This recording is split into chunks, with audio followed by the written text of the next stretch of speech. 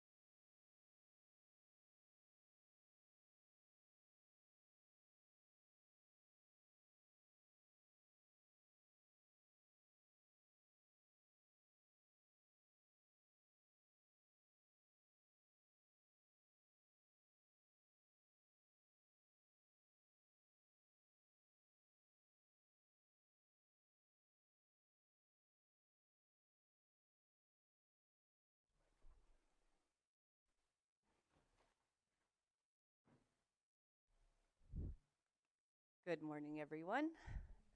Today is December 12th, 2024. I will begin by calling our meeting to order and start with the Pledge of Allegiance.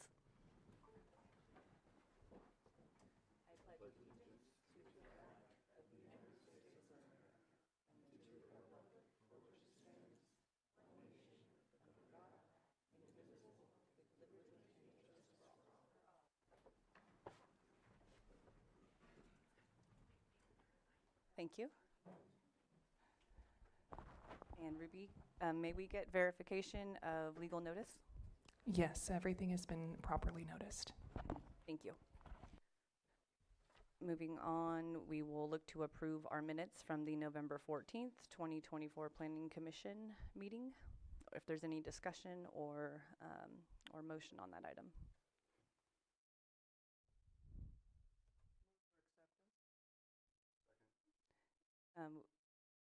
Commissioner Zoller has motion to accept, and we have a second from Commissioner Hess. All in favor? Aye. Aye. All opposed? Motion carries. We will now give the public opportunity to speak on anything that is not on the agenda. If you have any concern that you would like to bring to the commission's attention, now would be your time. And if you are attending via Zoom, please raise your hand if you're wanting to speak, and we will unmute you and give you the opportunity to speak.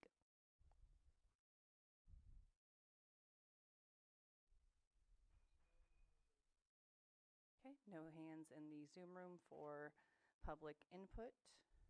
I will officially close public input, and we will bring up our first timed item at 9:05. Time now is 9:02.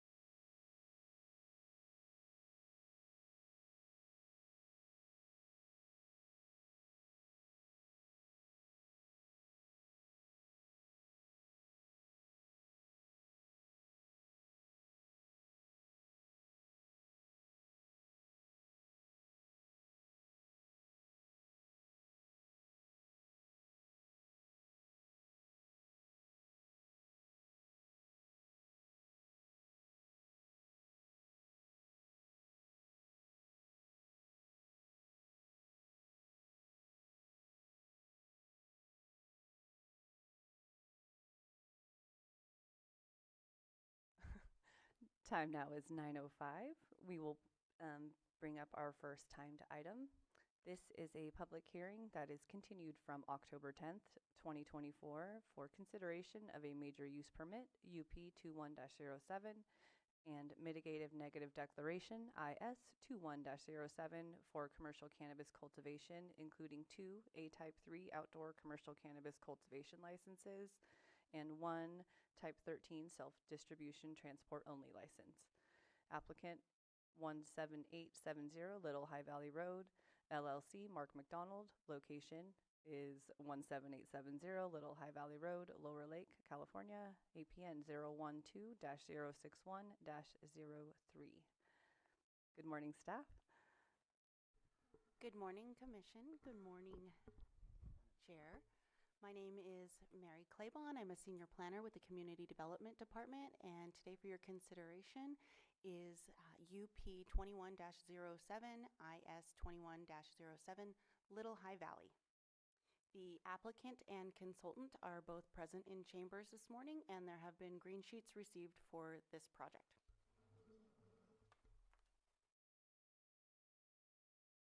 As the chair had mentioned, this hearing is a continuance of the original hearing, which had occurred on October 10th, 2024. The item was heard by the Planning Commission. Public comment provided for new information to be considered at that time. A continuation of the project was scheduled to a date and time certain, which is today's date, at 9:05 a.m. to allow staff to address the public concerns specific to water use, roadway improvements, pesticides, and security concerns. Public comment as of that hearing date, October 10th, 2024, was received and is attachment 10 to staff's report. The permit request consists of a major use permit for 2 A-Type 3 medium outdoor commercial cannabis cultivation licenses consisting of 87,120 square feet of canopy area within 90,620 square feet cultivation area and 1 Type 13 distribution self-transport only license. This also includes a 3,500 square foot building, which is 50 feet by 70 feet by 14 feet tall, for processing, drying, and storage of cannabis. The parcel size is approximately 78.38 acres. This is the vicinity map here of the project site. The Lower Lake Community Growth Boundary is 2.4 miles north of the project site. The zoning designations for the site, general plan, rural lands, and base zoning, rural lands. It is in the Lower Lake Planning Area within Supervisorial District 1. The site is accessed from deeded easement from Little High Valley Road. A private native soil driveway averages 14 feet in width to the cultivation site from the security gate. The topography of the parcel is moderately to steeply sloped and is located on a volcanic ridge with elevations ranging between 1,840 feet and 2,210 feet above sea level. Due to the location of the parcel near the top of a porous volcanic ridge, there are no jurisdictional water courses near the project site. The project scope consists of up to 87,120 square feet, which is 2 acres of outdoor canopy area, a proposed 50 by 70 metal building for processing. This building will be equipped with permanent accessible restroom facilities. It also includes 8 2,500-gallon water storage tanks for irrigation, a metal water storage tank equipped with a 2.5-inch quick coupling for fire suppression, and an employee parking area with 8 spaces, including 1 dedicated to ADA compliance. Existing land use improvements on the project parcel includes a well, 4 5,000-gallon water tanks, interior roadways with a turnaround and a locking security gate, The regulations reviewed for compliance include the Lake County General Plan, the Lower Lake Area Plan, Lake County Zoning Ordinance, and California State Regulations. Within the Lake County General Plan, there are no conflicting policies, and there are no specific policies addressing commercial cannabis cultivation in the general plan. The general plan goals and policies reviewed include land use, economic development, and water resources. This project, as proposed, includes the employment of 2 permanent employees and up to 8 employees at peak season. This is planting and harvesting. These employees will spend money on local commodities, which will benefit the greater Lower Lake area's economy.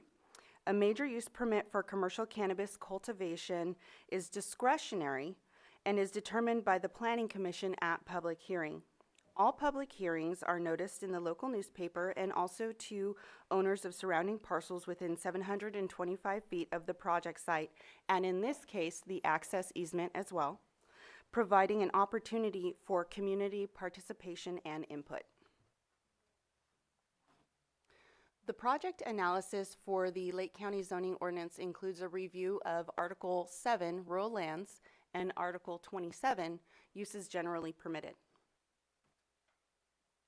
Notification of the project was sent to local tribes on May 7th, 2021. Middletown Rancheria sent an email to the county indicating that the project was in their area of concern and requested further information. However, tribal consultation was not requested.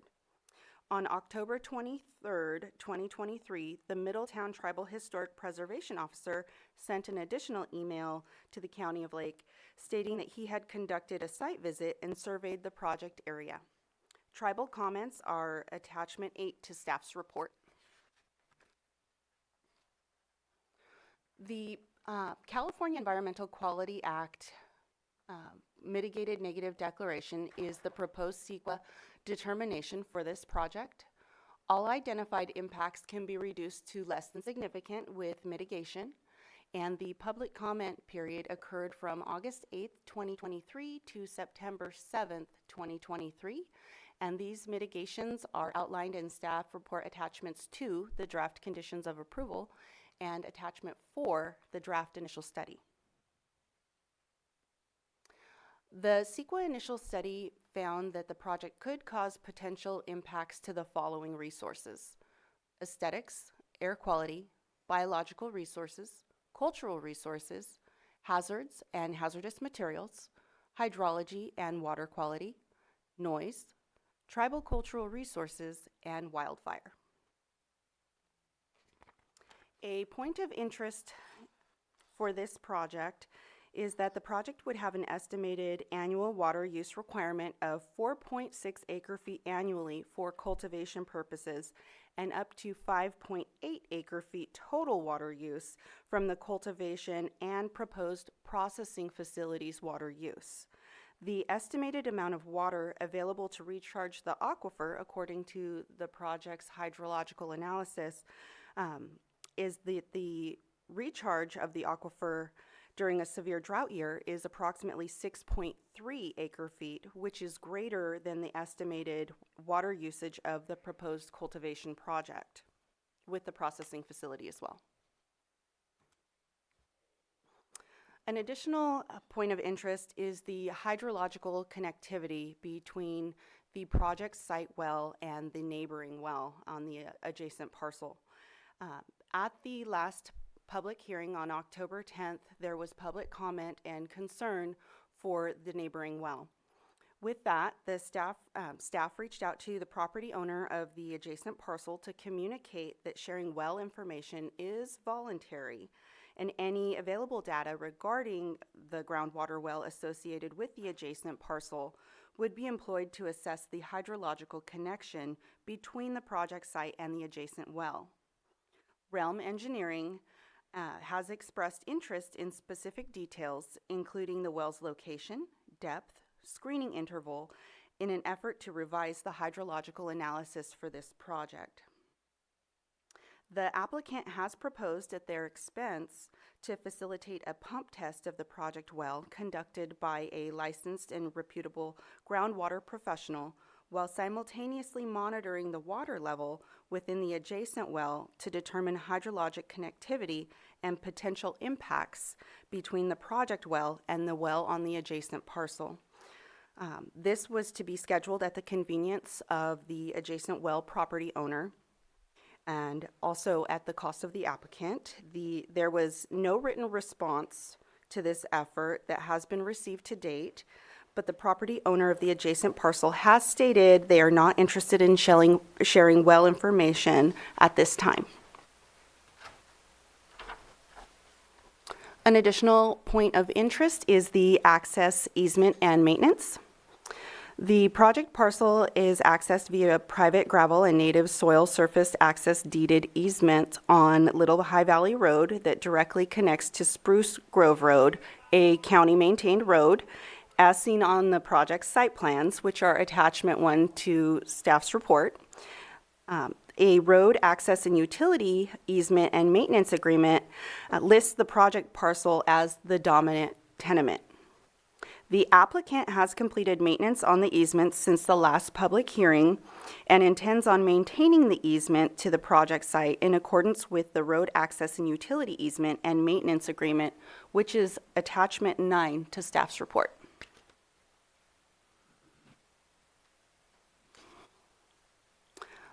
Another point of interest was the use of pesticides at the site. All commercial cannabis projects are required to register with the Lake County Agriculture Department for pesticide applicator license and operator identification card for any pesticide use at the cultivation site. Agency comments are attachment 6 to staff's report, and we received a comment from the Agricultural Commissioner. The comments have been incorporated into the project's conditions of approval.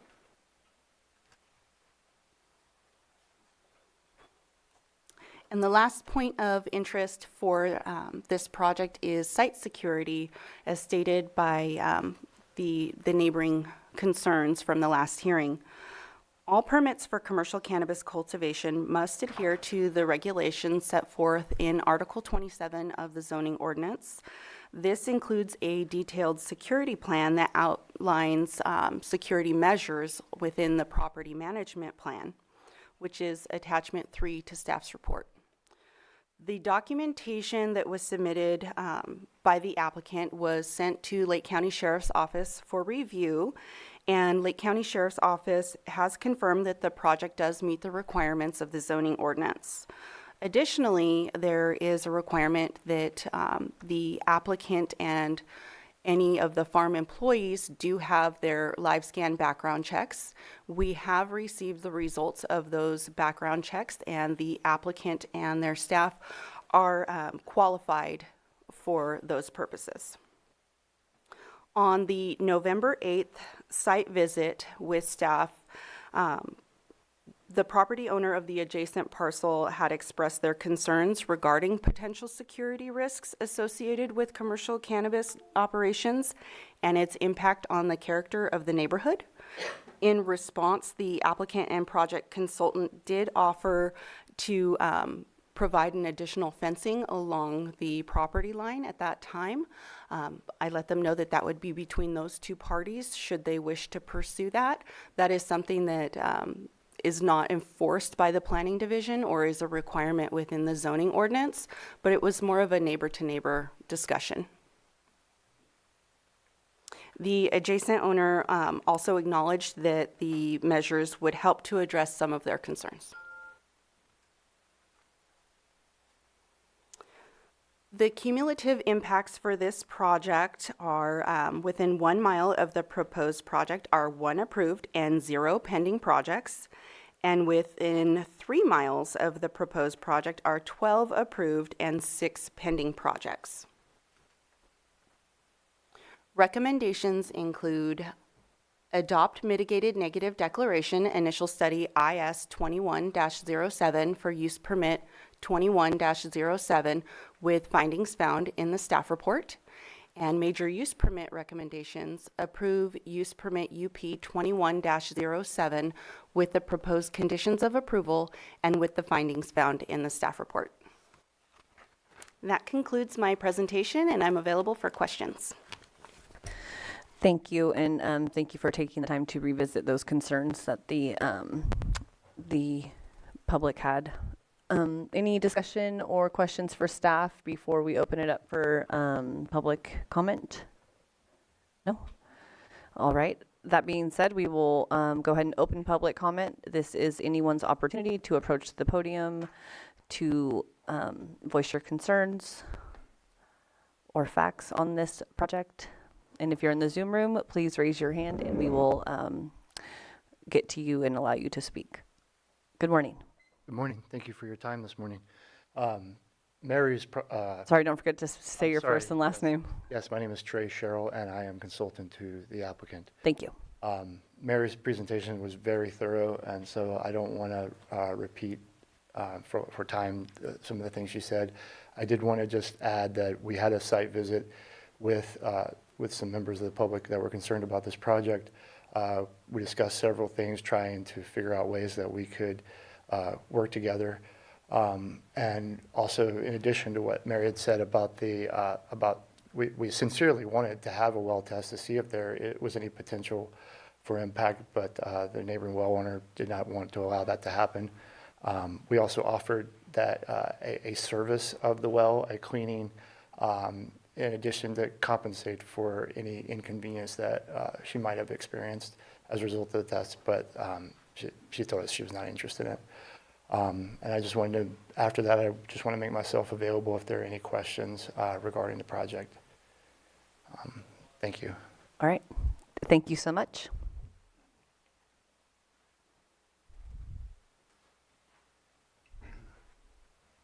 Morning. I would just like to reintroduce myself. I'm Mark McDonald, and I am the applicant and the landowner of this beautiful property, for sure. And as I stated before, I am the owner of Inland Properties, which is specialized in the sale of Lake County land and ranches for the past 35 years. So I'm very well entrenched in this community and always want the best for whatever happens in Lake County. Also, I'm going to be working with our project manager and director, which is Travis Lisenby, which is, he'll speak again, I'm sure. And he's been born and raised in the community, has been a prominent citizen, and he's also had his own cannabis operations with a major use permit, very successful. He's one of the best ranchers around, and I'm really proud and happy to have him working with us. We're going to try to do everything as professionally and considered with consideration for everyone as much as possible. Travis has lots of extensive experience with road maintenance and, of course, agricultural things and building and construction. He's a very able and a great guy for all these kinds of things. Very, very able. So yeah, we are very considerate of the neighbors. Like I said, I've worked in this county for many years, and I've tried to do the best for everyone. I want to make sure that everyone's the properties that I sell and what I'd like to always make sure that they are consistent and with the neighbors and everyone's happy. And so far, for the past 35 years, that's worked out good. So we have that same kind of attitude on this project.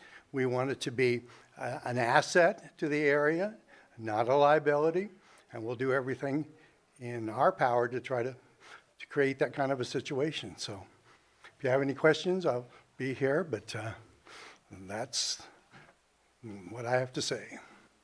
Okay. Thank you so much. Anybody else wishing to speak on this item? Are there any hands in? Okay. Thank you. Please be sure to state your first and last name. Yeah, my name's Eric Arberg. I'm a little bit further away from that, to the north in the Hofecker area. I'm familiar where the land is, looking up in my Hunter on X. So my question is, and this is something, I came here for these other meetings with cannabis, is water concern for sure. I don't understand how they can use a test from January 15th, when I call that kind of free run water at that time. We in our community, we have a real difficult time with water. June 1st is usually what I call the witching hour, when water starts getting really limited. And from there until the next rain season, or until like right now where we've got the frost hit, trees shut down, there is a little water recovery. I reiterate, doing a test on January 15th, I think is inappropriate. I think they should do water tests more in the summer months, because it gives a more accurate, that's going to show that it really is good or that it is bad. Because like you have neighbors in the area, the one that doesn't want to do the monitoring, I understand, doesn't want to have oversight on their well. But the fact is that I think they should do their testing in a more proper time of the year when they're using all this water, not December, January, February, what I call free running water. Right now, my own wells, I can turn faucets on, they run great. June, July, August, I barely get a gallon a minute. I have had to have truck water in. That's my main concern. I'm the president of the Homeowners Ranch Association. All of our neighbors struggle with water, and we're just over the hill. I know where the place is. So as far as them doing permitted, I applaud permitting and oversight as long as it's followed through. Again, the water is my concern. Okay, thank you. Thank you for taking the time to comment. Please.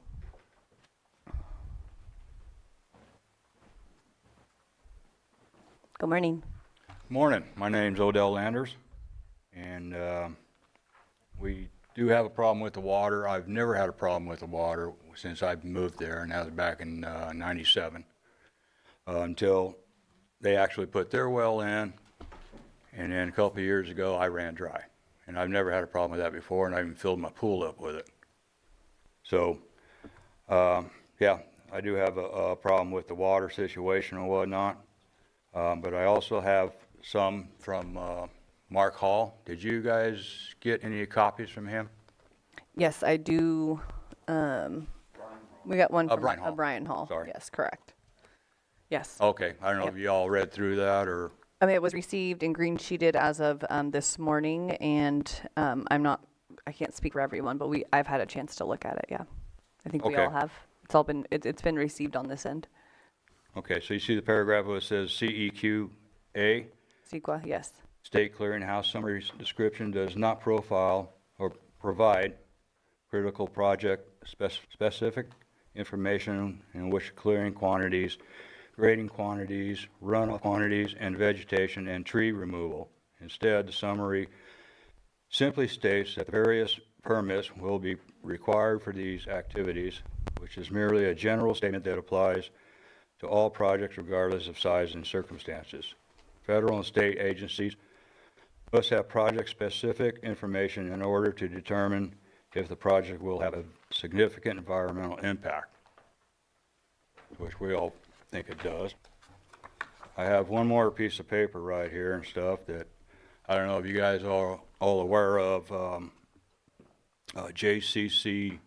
Crandall in the county of Santa Barbara.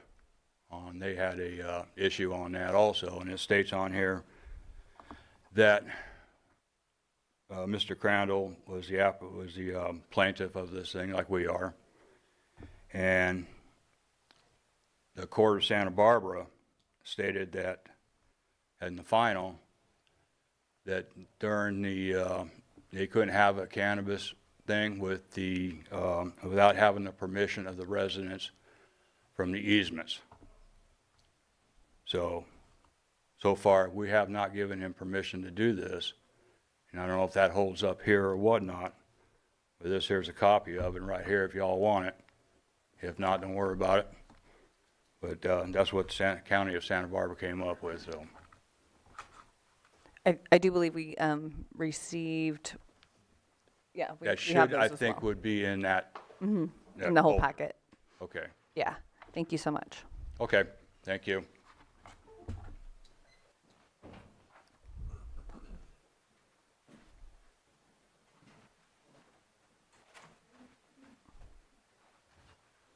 Good morning. Good morning.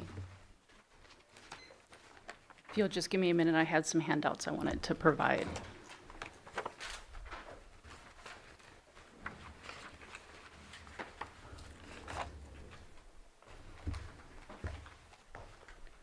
Could I provide this? It has some pictures and things.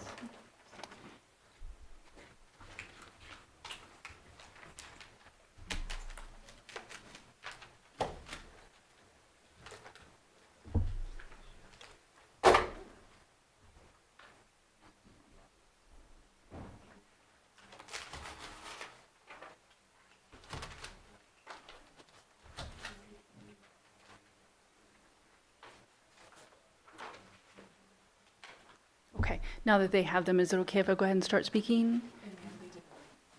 Okay, my name is Joni Henderson, and just what I handed out was a letter that I've written, and I've also attached some photos. The letter that Brian Hall has submitted, I really encourage, you'll notice it's quite beefy.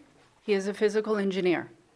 That he has submitted clarifying the facts. I am very alarmed at the facts that are being presented as facts, yet the evidence does not show it. I'm hearing this flowery, glowing report. I was not offered compensation for some well test. They offered to do a well test, not compensation, so I don't know what that's about. I'd like to read this letter that I've written, please. It's in front of you. I want to walk through some pictures also. As I said, my name is Joni Henderson. I own land adjacent to the property, a 40 and an 80-acre parcel, right next door to the grow operation. My nephew Brandon, he's sitting right here, owns an additional 40 acres located also right next to the grow operation. My home is located downhill very close to the proposed grow site, the actual site where they're going to be growing.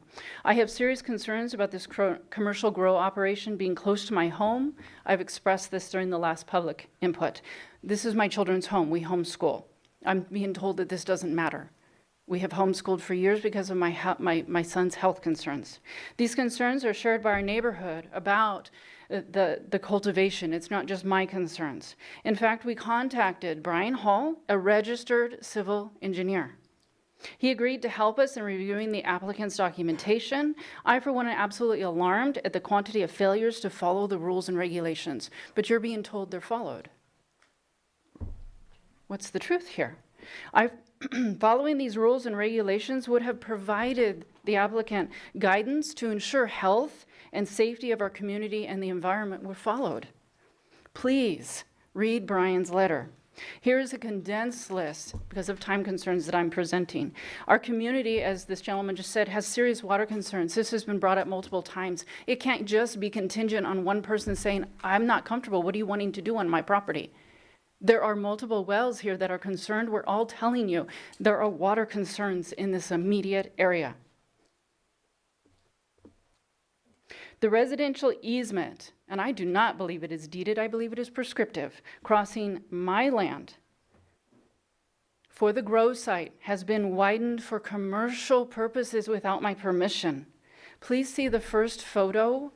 Can you see the photos in the attachment? The first one is showing the condition of the easement. You'll notice the date on there. It's a residential road. It's modest. It's a residential road. As you'll see, it's being widened for commercial purposes. Doesn't that require permits? And as my other neighbor, Bill, just read, there is now precedence in the law that you can't do this for cannabis if the owners that the easement crosses, the owners of the property say no. We say no. Is that a timer for me? That was, I believe, the 3 minutes. Okay. I have more to say, so for continuity, is my nephew allowed to take the podium and then yield his time to me? We could do that. Or my mother, either way. This is my mother, Dorothy Henderson. Oops. My mother, Dorothy Henderson. She lives with me. Good morning, Dorothy. Hi, I'm Dorothy Henderson, and I live with my daughter on the adjacent property, and I would like to yield my time to my daughter to finish speaking. She's speaking for the whole family. Thank you so much. Thank you. Appreciate that.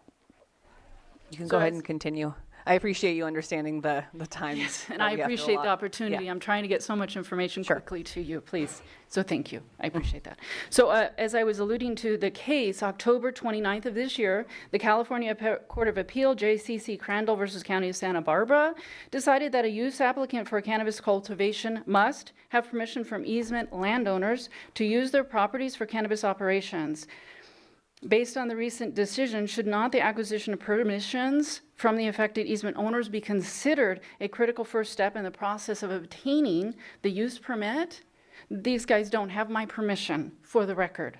They have widened the residential easement crossing my property without permits for purposes of commercial use. The applicant and the CEQA documents omit an 8-acre clearing phase on the project parcel and does not provide accurate project-specific environmental information. And again, Brian Hall details this information in their facts. Please review it. Does not provide accurate project-specific environmental information for federal, state, and local agency review. Please see the extensive clearing. If you would, the photos. There's one that shows my home and adjacent to the proposed grow site. Please note the tree cover. Then look through the rest of the photos and you'll see the clear cut. All those mature trees are gone. I was told during the site visit that no trees would be removed or had been removed, and therefore we didn't need to worry about raptors and so forth. Clearly, the photos say something different. I'm confused by this. Again, I don't know if the regulations are really being followed. I was told that environmental reviews, as I said, were not necessary because trees were not being removed from the site and therefore would not impact raptors in the area. The applicant's own documentation, Google Earth, historical images, and the site visit attended by county staff, the applicant, and the neighbors clearly demonstrated many, many trees had been removed. We all saw it. Again, those pictures are there. There are multiple raptor species, golden eagles, hawks, owl species, that have always been observed in our valley over my property, over the grow site. There's a pair of golden eagles that we all know have always nested on this site. Was there any attempt to evaluate for them on a non-drought year? State agencies have been contacted in this regard. During the time that these trees were being cut down, the site cleared of all vegetation, my son was battling cancer. My focus was taking care of my family and seeing my son through his 4 years of chemotherapy treatments. He is still undergoing treatment in Oakland Children's Hospital. I am very alarmed at what I now see has happened on this grow site. I am deeply concerned about the toxic exposure this grow operation will inflict upon my son, my daughter, and my neighborhood. My concerns have been met with reassurances that the grow operation must comply with only using certain chemicals, that runoff must be mitigated. Instead, the evidence of compliance with the rules and regulations, I don't see it. Where's the proof? Does that mean I need to stop and yield to someone else? We'll just, if I could just give her the additional 3 don't think minutes, I or need do you want, too much or time. did it work better to have the person come up, say their name, and then yield their time? Does it matter? Is there a certain procedure I need to follow? There is not a certain procedure that you need to follow. Okay. However, I would recommend that if you do choose a particular direction, that you apply it universally. Thank you. Yes, if we could have him come up and we'll do the same thing. Thank you. Thank you. Appreciate that. Good morning. Good morning. I am Brandon Henderson. I had a few questions. I came in about 10 minutes late. That's my own fault. But I remember last session that we had, water concerns were huge, and that the county was going to evaluate wells and water levels of both the grow area and the surrounding areas for wells that were going dry throughout certain times of the year. What was the verdict on that? I may have missed it, maybe it wasn't spoken, but it looked like that was the linchpin for this going in or not. Sure. If there wasn't enough water, it's not happening. Bam, dead stop. Yes, and I believe, staff did touch on some of the hydrology questions, and we could possibly pull that back up, but it was touched on, and we can have the applicant also kind of state what their procedure has been and what they've done since the last meeting. Okay. Yeah. If we if you want to yield the rest of your time to the previous speaker, we can finish that up and then give the applicant a chance and staff to present that real quick for you. Okay. I will yield my time to Joni. Thank you. So instead of evidence of compliance with rules and regulations that have been put in place to protect the environment and the health of the community, we see evidence of complete disregard of the rules and no expression of care for those who are impacted, like my children. It's being just glossed over. It's all okay. What chemicals might be used to control weeds around this commercial grow operation? I live downhill from the proposed grow site. Will runoff contain herbicides, pesticides, fertilizers? Will it contaminate my homegrown food supply, my water supply? What will my children be breathing? There has been no oversight or mitigation to control the runoff. You see in the pictures, but I'm just supposed to, okay, they say they're going to do it. They haven't. But I'm supposed to put my children's, their health? That doesn't really make sense. That wouldn't be being a responsible parent, would it? The applicant has completely disregarded the rules that would have provided overview and guidance to ensure health and safety. I do not envy you, the decision makers on this project. You are being charged with the task of making decisions that are directly impacting our community and the health of its most vulnerable citizens and the environment. You're being tasked to make these decisions using documentation you must sift through looking for evidence of truth. Actual compliance and not just empty, flowery statements. We looked and we are deeply alarmed at the level of disregard and failure to follow the rules. Please do not let this grow operation go forward. This is something I would like to finish with from Brian Hall, physical engineer.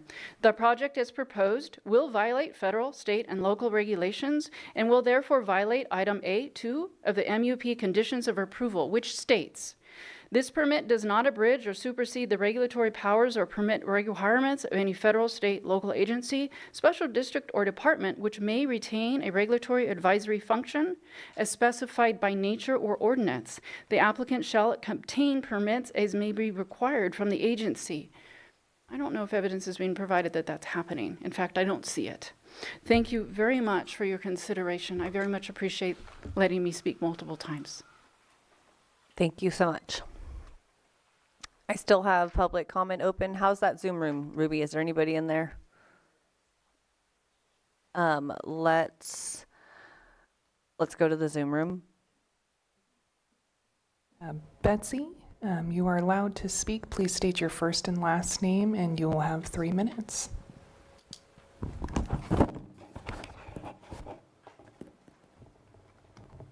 Hello, can you hear me all right? Good morning, Betsy. We can hear you. If you could just confirm your first and last name, we'll give you 3 minutes. Morning, thank you so much. My name is Betsy Kahn. I am the editor-in-chief of the Essential Public Information Center, and my concern is about the description of cumulative impacts, which I made note here. There was one approved project and none pending. I believe it was within a mile of the proposed project. And then 12 approved and 6 pending within 3 miles. Is that correct? It's something like that. But Yes, there was no calculation of the impact on the groundwater basin in relation to what they use now, which is called the available water. There is no safe water yield calculation that would determine whether this new extraction of several acre feet is added to previously authorized extractions, who's monitoring those, and how much is actually being taken if you add this new project. I believe that's an extreme failure of the Planning Commission to establish standards and thresholds within which you can make that determination, because it's our groundwater, our shared groundwater basin. And, I was prepared to give you this comment long before I heard the descriptions that Joni provided, but and others. There's definitely, it's a very fragile groundwater system in Lower Lake. I don't know whether the Lower Lake County Water District or the Waterworks District has any concerns about this, but I think you all should. Thank you so much. Thank you for your comment. Next hand in the Zoom room. Maria, please state your first and last name, and you'll have 3 minutes. Hi, my name is Maria Khan. I want to say good morning to the commissioners and staff and thank you for all that you're doing to protect our lands in Lake County and make wise decisions about these projects that are being implemented. My name is Maria Khan. I'm a registered voter, homeowner, and member of the East Region Town Hall Municipal Advisory Council. It concerns me when I see the applicant has graded and cleared the property before they have been granted their use permit. Like Sowers HBR, Lemon Glow, Poverty Flats, and many other cannabis projects I've researched and am researching, Little High Valley applicant has already illegally cleared the land. According to Google Earth Pro images, the property was graded sometime between February and April of 2021, and a record search in the Lake County Acela Citizens Access Database found no grading permit record exists for the parcel. There seems to be a pattern of no consequences for these applicants who destroy the land before their project is approved, and I believe they should be held accountable. Ideally, a deterrent should exist that would prevent this from ever even happening in the first place. Additionally, I would like to recommend a condition of approval be that no land disturbances occur prior to approval and that the consequence of violation is the automatic denial and termination of the project. Applicants should be made aware of this condition the moment they express their intentions to grow cannabis on a parcel of land. Countless trees, flora, fauna, habitat, and potential cultural artifacts have been lost due to this violation in the past, and I urge our county representatives to take action to protect our natural environment from destruction in the event these projects do not move forward. I can attest that the Sowers project in my valley, the land was taken over by Brassfield, and he's already put about $2 million in restoration of that project that never went through. So also, as a property owner with an easement road alongside my house, I can attest to the disruption and negative impact a 6 to 7 day per week operation will have on the family affected. I support the neighbors of this proposed operation, and I ask you to deny UP 2107. Thank you so much for your time. Thank you for your comment. Ruby, is there anyone else in the Zoom room? No hands in the Zoom room. I will bring it back to chambers. We still have public comment open if anybody wishes to speak. This would also, thank you, be a good time for you to if we could possibly staff, if you wanted to bring up that illustration of the evaporation and the water and the aquifers, that might be helpful. Go ahead and speak if you'd like, the consultant. Yes, thank you. My name is Trey Sherrill, consultant to the applicant, and thank you for the slide that will help.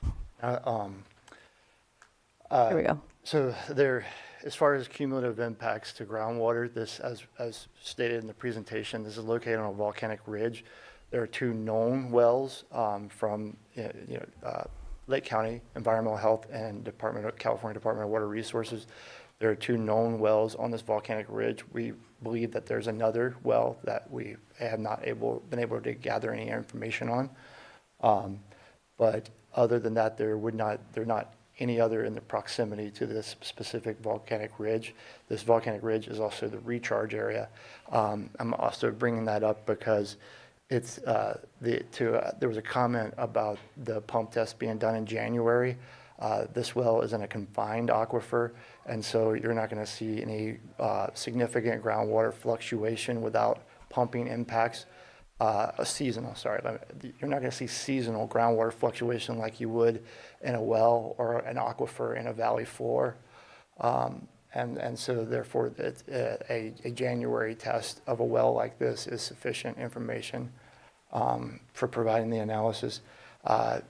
The impacts to the other known well on this volcanic ridge was evaluated and determined not that there would not be any impacts from it.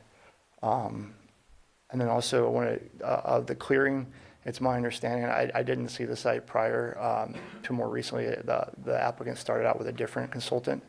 But it's my understanding that the only vegetation that was removed was some brush, and that they were also removing some abandoned cars and trailers that were on the property. And you can see, and I was wondering if we could, I don't know which slide it was, but there was a slide where you showed a picture of the cultivation area. And you can see, I hope in this photo, you can see there, yeah, you can see on the right, the photo on the right, there are some trees that are within the cultivation area that were not removed. Like the trees, as far as I'm aware, were not removed. There was some brush removed. And that's what you're seeing in the images from the professional engineer's letter. And I'm available if you have any questions. Just a quick, I guess, just comments through the hydrology report. Page 5, the well appears to be 320 feet below the surface. Yes. And that was done in August of 2020. I'm sure they were using way bigger pumps than they did when they did the test in 2021. Because when it was installed, they were showing 400 plus gallons per minute, and that was in August of 2020. Yes, sir. So the well test that was done in 2021, it was a 4-hour well test. What was that? Yeah, yes, sir. Yeah, January 2021, 55 gallons per minute, a 4-hour well test, and it appeared that the water dropped 15 feet and recovered only after 30 minutes. There was some comments, or a comment that came up regarding so I have those two, Are you referring to like the difference in the production of the well when it was drilled versus during the well test? Yeah, and just kind of, showing either the depth, and if, by any chance, do you have any information about any neighboring wells and what their depths are? Yes, in the hydrology study, in the hydrology study, there was a list compiled of all the wells within approximately 1 mile of the site that, from information that's available from the California Department of Water Resources. And so the information summarized in a table at the end of that, the hydrology report, there was one well of concern on a property that is northeast, or maybe just to the east of the project parcel. We contacted the owner of that property and discovered that that they're in two different, they're still in volcanic ridge, but the project well is at the top of the volcanic ridge. The other well was at a lower elevation below the project well, and it was in a different aquifer formation, different geology. And then the difference between the 400 gallons that were estimated during that was a well pump that the driller had on site. And then when we had the well test done, the generator that could only produce 55 gallons. That's the difference. There is a substantial amount of water on this due to the fact that it is volcanic. It's highly porous water, moves down relatively quickly and doesn't run off. And so just about any drop of water that falls on this property, once it gets a centimeter deep, it's going to continue to move on down to, well, maybe not centimeter, there is some vegetation, but generally speaking, it's going to move down into the aquifer. Thank you. Any other questions while we have the applicant up here?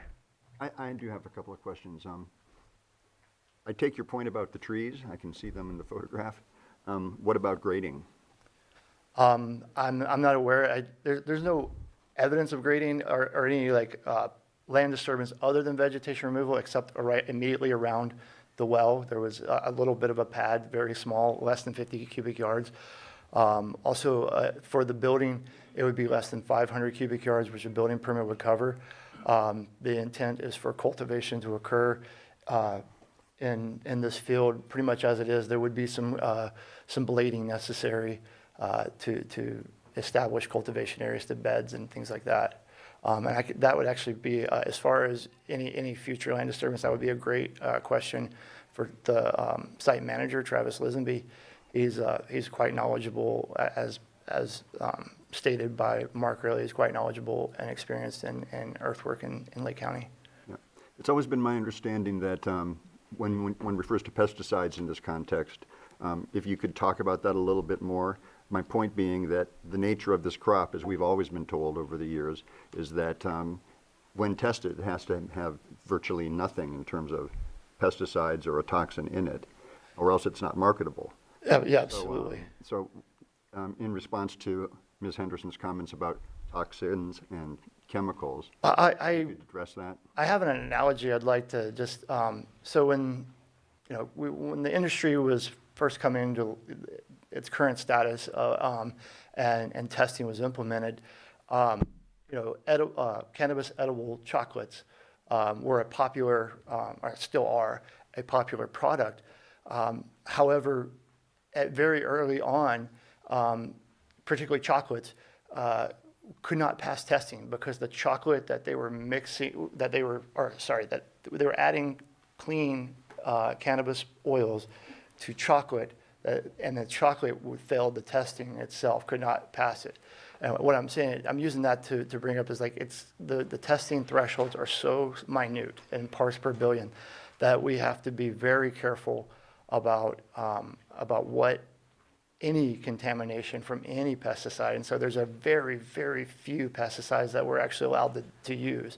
And it's a complex issue based on the fact that a lot of pesticides we're not allowed to use because they're federally regulated, and therefore they can't be approved for use on cannabis because of the federal status of cannabis. And so they have to have a very broad, basically can be used on just about anything and be safe for any kind of consumption, whether it's ingested or inhaled. And so that these things lead to the extreme tolerances that we have to adhere to when it comes to pesticides. Did I answer that? It did. I'm still confused about the easements. There seems to be a complete disagreement about whether, in fact, permission has been given or not. And the road access and utility easement and maintenance agreement has to stand for something, doesn't it? Absolutely. There is an easement established to all of the properties on this side, including a neighboring property that the easement goes through this property. The easements vary in width from 25 feet to 60 feet in width. They are well established. And so there's accusations of road widening. The road wasn't widened, but there was brush cut back to allow for vehicles to pass more freely. But as far as actually widening the road, grading, that didn't occur. There was a lot of gravel applied. I probably didn't. No, I'm hearing what you're saying. I'm not an attorney myself, but it says recorded in official records of County of Lake on 9/24/21, listed as document, or the. Sorry, I'm looking. Right, the project parcel is the dominant tenement, and the subservient tenement was recorded in this official thing.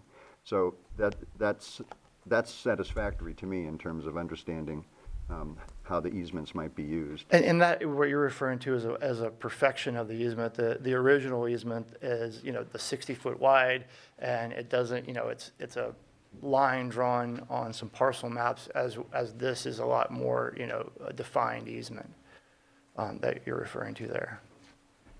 That's it for now. Okay. Thank you. Thank you. Still have public comment open.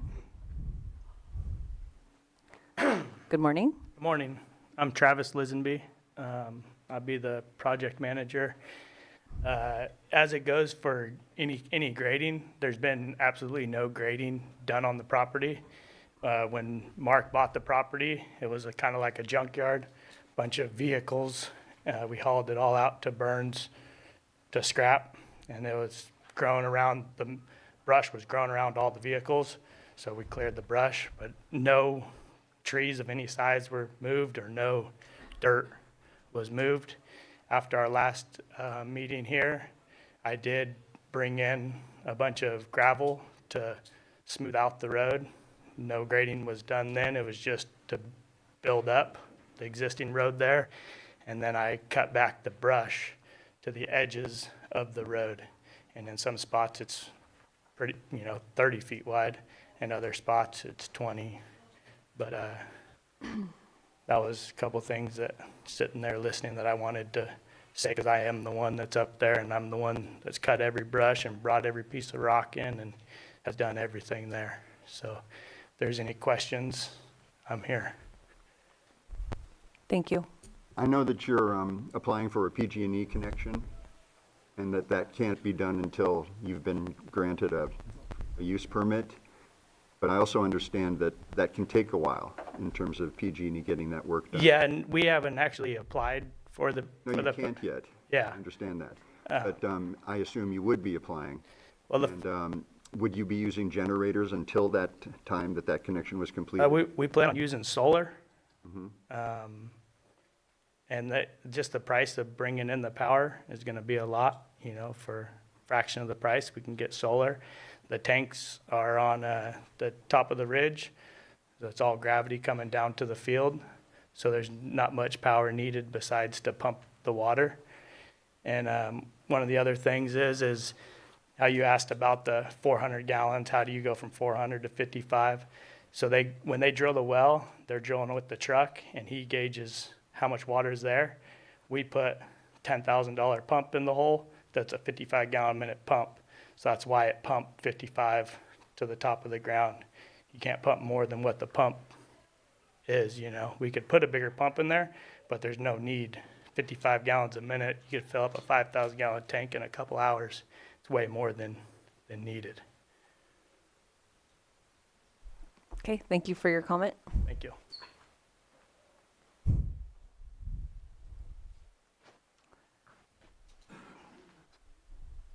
My name is James Wright. I live on Little High Valley Road. Good morning. My concerns are, you know, they claim that there was no grading. They brought in a $500,000 excavator for a month, a rental. I'm quite sure that they had to do some grading up there simply because you don't rent something that expensive and do nothing with it. You know, I have an excavator, a very small one, and they rented one that had to be brought in on a lowboy. And my bigger concerns are, a month ago, I had to back out on Spruce Grove Road with a trailer because the dump truck was coming out. I was just entering the road, so I felt like it was my obligation to get off the road and let them get off. You know, they say there's a 60-foot easement. You guys have came out on that road. There's literally only 10 feet in places you can get on, 15 max. And as soon as the rains start and you get off the edge of the road where he's clean brush, you're gonna go straight down. The roads aren't stable whatsoever. Probably 80% of the roads are, you know, he did a great job on the graveling, what he did. He didn't do any grading, he's absolutely right.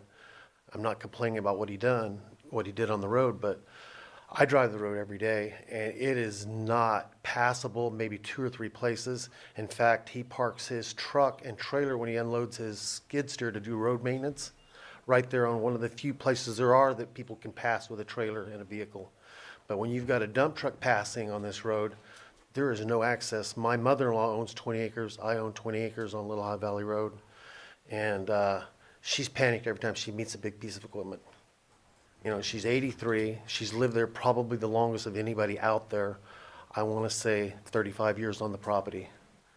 And it's been an ongoing issue, the road maintenance. And what they're doing is great.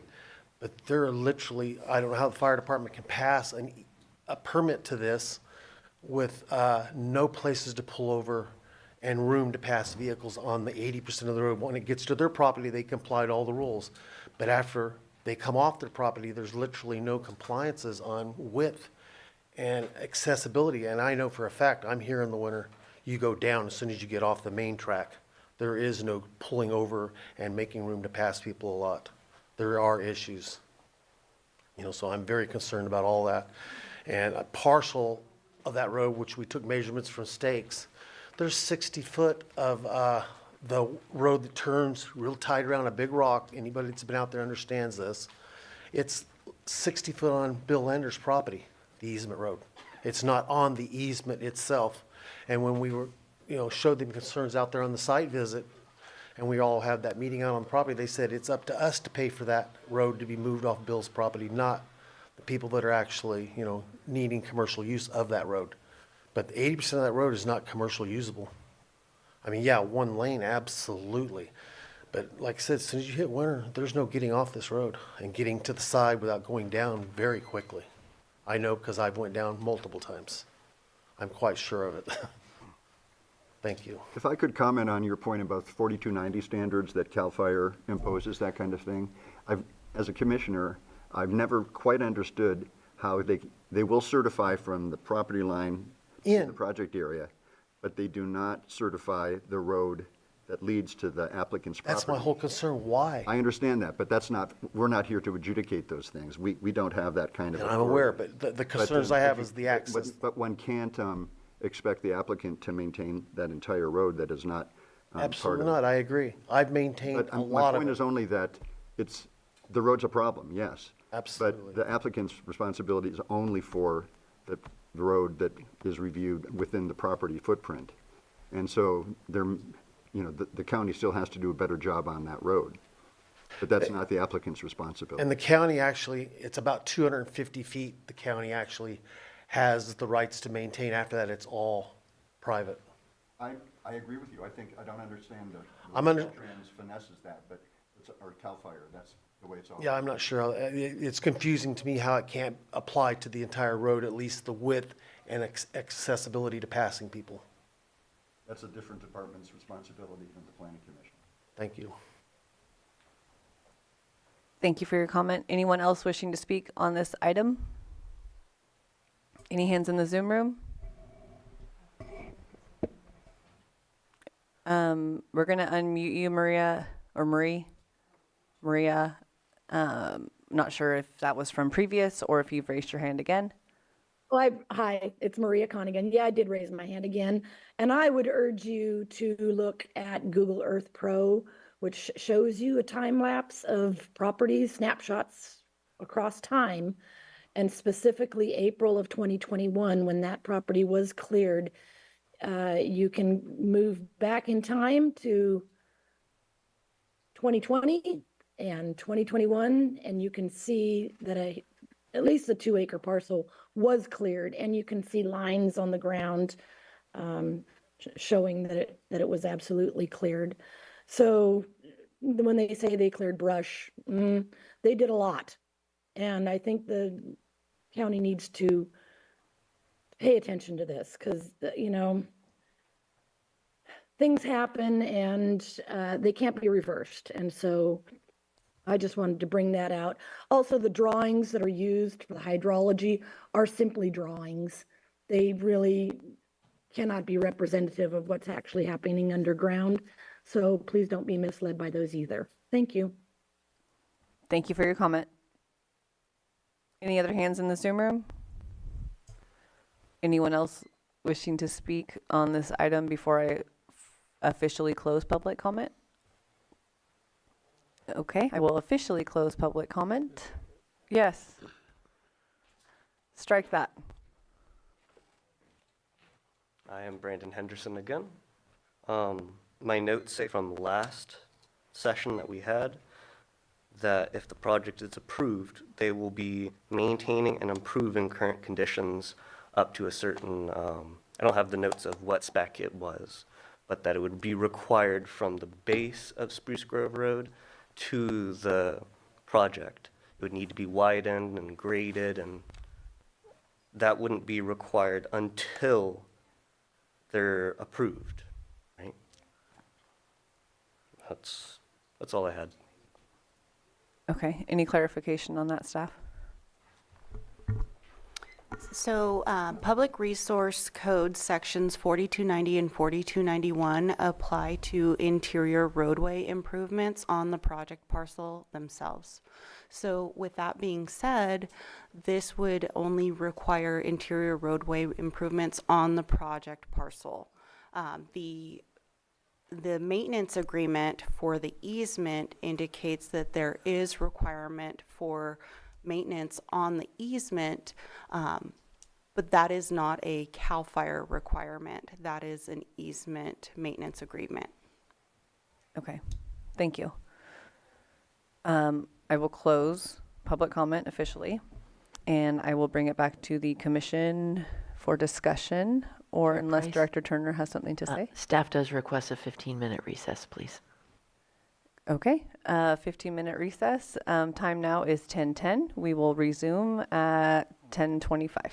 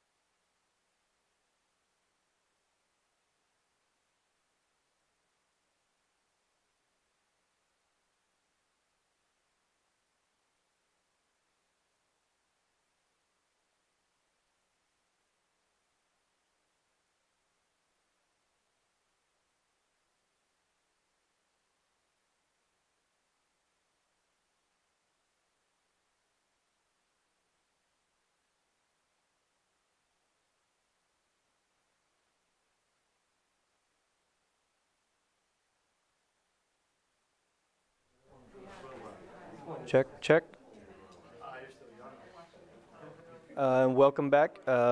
We are showing a time of 10:25, and we'll continue with the meeting.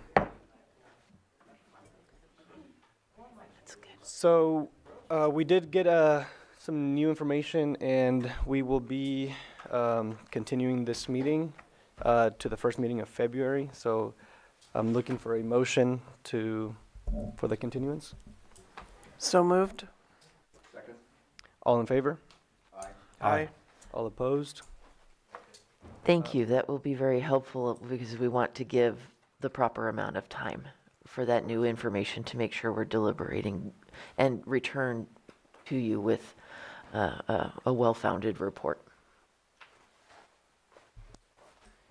All right. So continuing on to our second item, item 6B, our 9:20 a.m. Public hearing continued from 10/24/2024.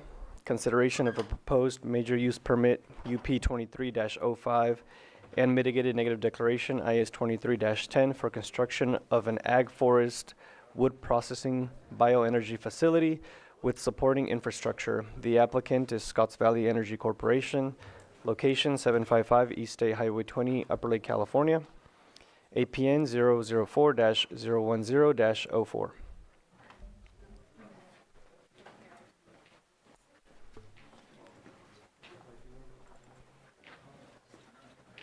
Good morning, Commissioners. My name's Laura Hall, Senior Planner with CDD Department. This morning for your review, as soon as the slides come up.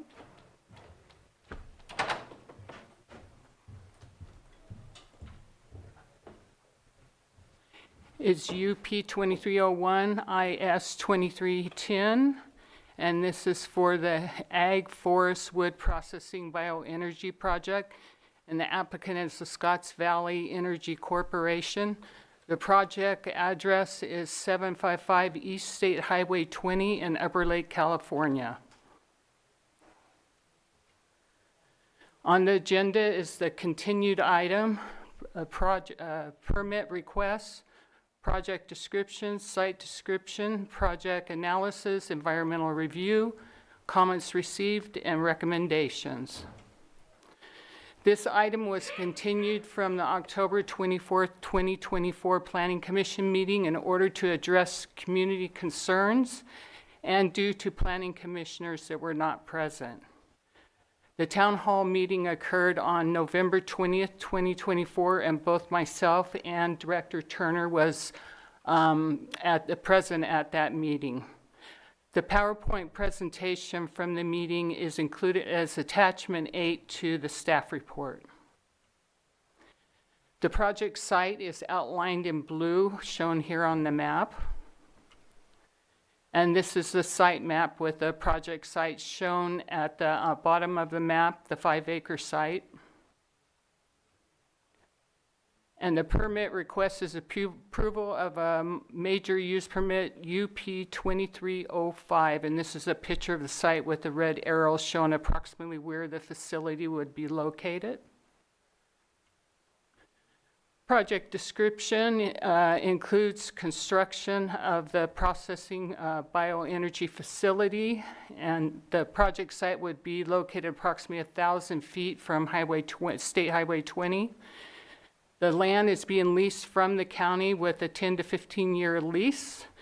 All infrastructure on the site will be non-permanent with exception of a large foundation for a water tank.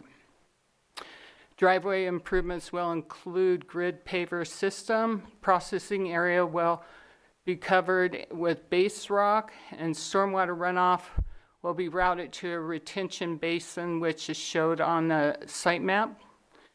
And the water storage tank will be used for fire. And there'll be a 6-foot fence around the facility. Forest materials will be delivered to the site from Kelseyville, as well as other sites around. It's not mentioned here, but other sites around the county. Biochar will be delivered to a customer in Kelseyville. The project, this is a site facility that's from Elk Grove. It's just to show kind of what the equipment would look like at this site as well, would be similar to this. And the site description, the site was previously used for agriculture, but it's been the land's been fallow since 2019. It has blackberry, lots of blackberry on the site and other vegetation. There's a blue line stream shown on the USGS topo map, but there was a biological resource assessment that found no evidence of the unnamed stream. We had them do a second biological field study to make sure that their report was accurate as far as the blue line streams on the property. And there is a small riparian area that's adjacent to the parcel. The existing driveway was historically used for agricultural activities, will be used for this facility as well. There's 2 existing groundwater wells with 1 that will need to be refurbished if used for this site, for this facility. The project analysis included looking at the Lake County General Plan, the Up Lake and Nice Area Plan, and the Lake County Zoning Ordinance. And we looked at the following goals and policies, and the project did comply with all of these, as well as the objectives and policies in the Upper Lake and Nice Area Plan, and it was in compliance with these policies and objectives as well. And the Lake County Zoning Ordinance, the project is in compliance with Article 4, Article 34, Article 37, and Article 36. And just a side note on the Article 37 waterway and floodway fringe, we did have some concern about the new FEMA flood map and whether the project site would be changed and the FEMA floodway would be moved up toward the project site, and it was not. It's still the same as what was assessed under the initial study. The environmental review included an initial study that analyzed the results of mitigated negative declaration. All of the impacts have been reduced to less than significant. The initial public comment period was scheduled to begin April 23, 2023 and end May 24, 2024. However, an extension period for review of changes made to the mitigated negative declaration began May 28, 2024 and ended June 27, 2024. Comments were received from agencies and the North Shore Fire District and the Building Division. We had several meetings with them, and they decided on the large water tank for fire suppression. And we did have consultation with tribes, and those meetings concluded on June 1st, 2024, and consultation ended at that time. And there were public comments and concerns about air and water quality, noise, smell, truck traffic and safety, trash, drainage, wildlife, watershed, and species, flood, nightlight, and the condition of the parcel. There was concerns over old PVC pipes and those sort of things that the community was concerned that should be cleaned up, and leasing of the property and reduction of property values and location to schools. We recommend that the Planning Commission take the following actions: adopt the mitigated negative declaration IS 2310 for a major use permit UP 2305 based on the findings in the staff report, and approve major use permit UP 2305 based on the findings in the staff report. And that is the end of my presentation. And the applicant is here for questions, and also you should have received some green sheets for this project this morning. Thank you very much, Laura. I did have a question really quickly regarding the biological resource assessment, and what was the date of that assessment? What's that, Ken? Or what was the date of the assessment? When did it take place? April minute.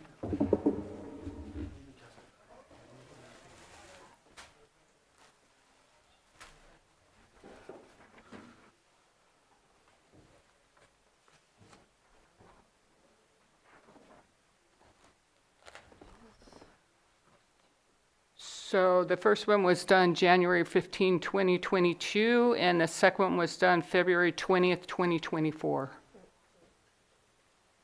What's that?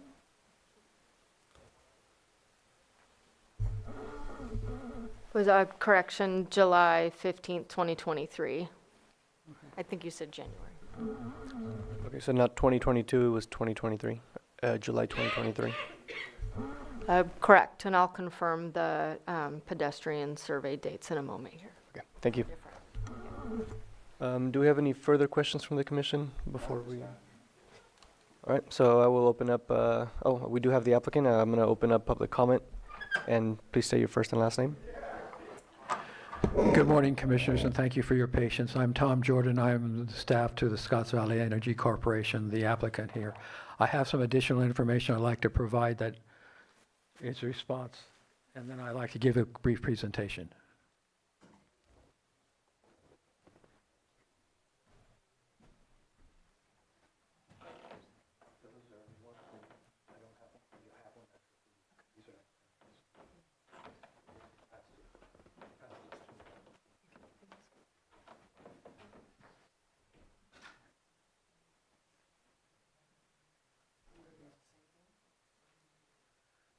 So what you have before you are samples of biochar that we are producing, that will be produced.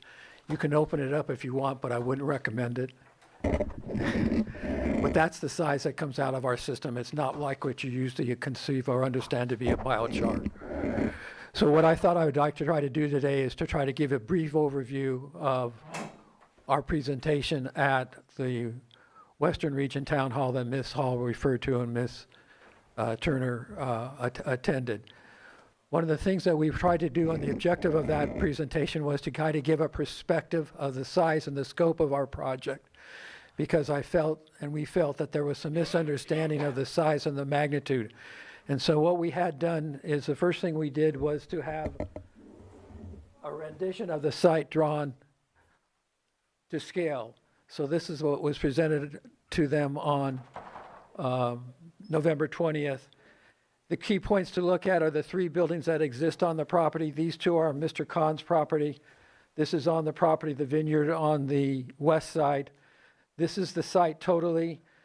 Even though it doesn't look like it's much, the height of that bramble on this site, which is drawn to scale, is 8 feet, so that if you are a person of 4 or 5 or 5 to 6 feet in height, looking across this property, your vision usually just sees the bramble. This is the proposed location of the site. At the top of the site here would be Highway 20. So what we're trying to do is give a perspective of height and dimension. I'm certainly happy to look at this more personally. If you want to look at it, staff can give it to you. You're looking confused. Okay. So the other thing we did at that presentation is we gave a PowerPoint presentation, again demonstrating that the location of our site is 1,000 feet away from Highway 20. And the location of it is on the southwest corner of the property versus any other location. And we chose that location primarily because of the distance it would be from the scenic corridor view from Highway 20, and also from the farthest neighbor that we knew about, which was Mr. Khan and his home on the east side of the property. We had a choice. We could have put that 5-acre parcel lease that was not specified in the lease agreement where we could have. We could have put it right up against the freeway or the highway. We could have put it any place in the property, but we specifically selected this location for its location and to provide the minimal impact that it would have on the community. The other issue that we did is that we provided the actual structural sizes of the artist units, the gasifiers, and the linear generators. The gasifier is 8 feet wide by 8 feet long, or 8 feet high by 15 feet long. And we taped that out, and we had members of the public holding poles to the side so they had a visual understanding of the size of that gasifier. The generator is 8 feet wide, 9 feet high, and 20 feet long. And again, we taped that out and had we had 4 people holding poles at the corners, raising them to 9 feet, so they could get a perspective. The whole operation would sit inside this room to give you a perspective of the understanding of the size of the project. So it is not a big project. Subsequent to that time, and a concern that has always been raised, and at the meeting there was data, the question with data was on air quality. We presented the same data that we presented to your commission in October. That data was provided by Mainspring, which is a linear generator. As we have said on several occasions and will repeat today, the gasifier is a self-contained unit. There is no release of any environmental air impact on the production of the syngas within the gasifier. It stays within the gasifier. When it is shipped over to the syngas as syngas to the generators are then using that as energy to produce the electricity, and there will be what is the release of chemicals or compounds to the atmosphere. We prevented as I say, the information that was on Mainspring, and if you were to look at the information that I provided you this morning, you will see that what we're referring to is release of information that is less than what we as individuals take in on a normal daily breath basis as we breathe air. So the first page just gives you a comparison of information of the atmospheric releases, showing that Mainspring is below 5/10, and I have 3 copies here for the audience if they would like to see it. Anybody in the audience would like to see the copy? Yes.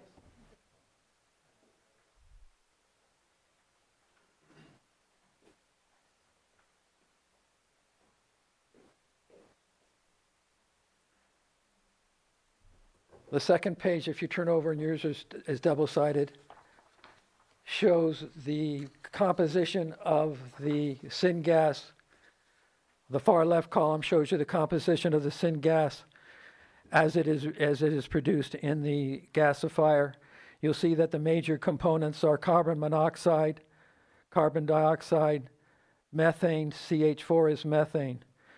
When that then is put into a generator, a genset, then the data shows you will see that the methane is totally zero. There is no release of methane, and we know that methane is 10 times more volatile and detrimental to the atmosphere than any of the other 2. The next 2 highest are nitrogen, which is nitrogen, and carbon dioxide. Both of those are what we breathe daily. So those are already in the atmosphere, and the reason those numbers increase so high is that in the gasifier there is no burning of the material. It is heated, so there's no introduction of oxygen. When you go to use it as a fuel to generate electricity, you enter oxygen. You have to include oxygen so that it can be burned, not heated. And in that burning process, the inclusion of the oxygen is what creates the addition. If you then look at the additional data that I gave you, which is the report from the Allianz Technical Group, this was done for the San Joaquin Valley Air Pollution Control District. And if you look towards the back pages, you'll see the references that they did a test on 4 linear generators in Hanford. Hanford, as I said, is in the San Joaquin Valley. The San Joaquin Valley Air District has very strict standards.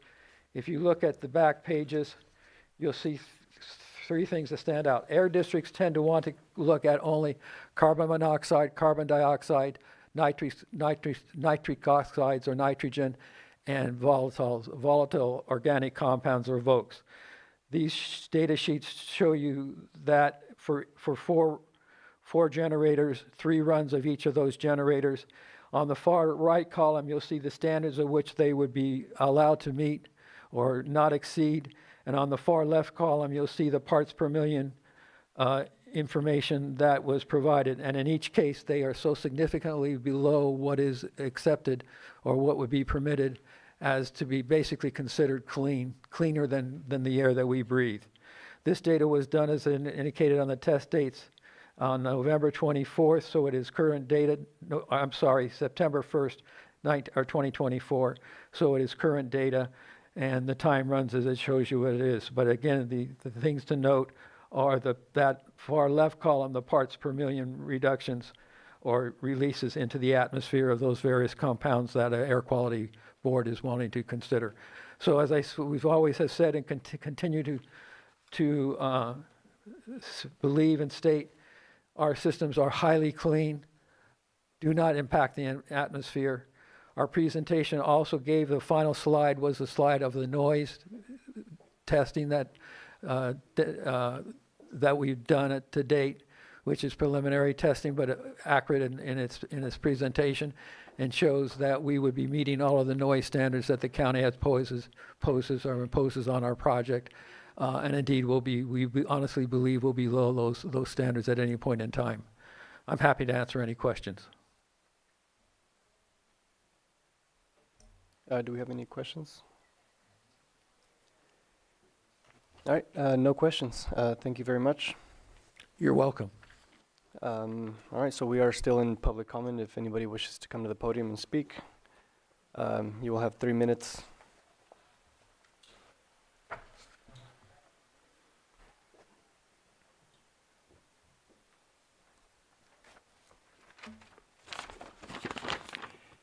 Good morning, I'm John Laboito from Upper Lake.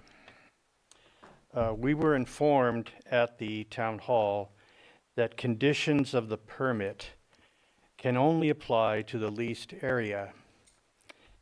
Thus, the applicant cannot be asked to clean up the balance of the property, even though it is all the same parcel. If someone at the county had had more foresight, maybe the cleanup could have been a condition of the lease.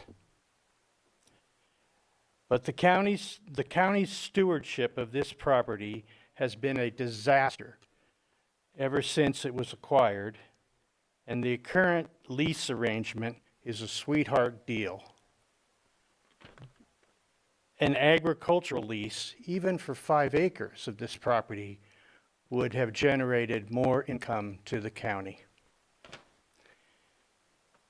Speaking to the Lupayoma soil, when this soil is wet, heavy objects like metal or rocks gradually sink into and eventually disappear. That is one reason I suggested 1.5-inch wood chips for the road and the working area. Another reason is that wood chips are a temporary surface, which will decompose over time.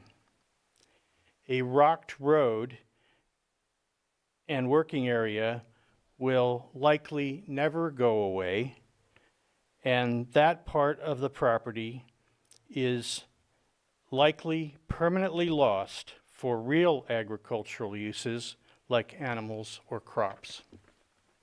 Thank you. Thank you for your comment. Anybody else wish to speak?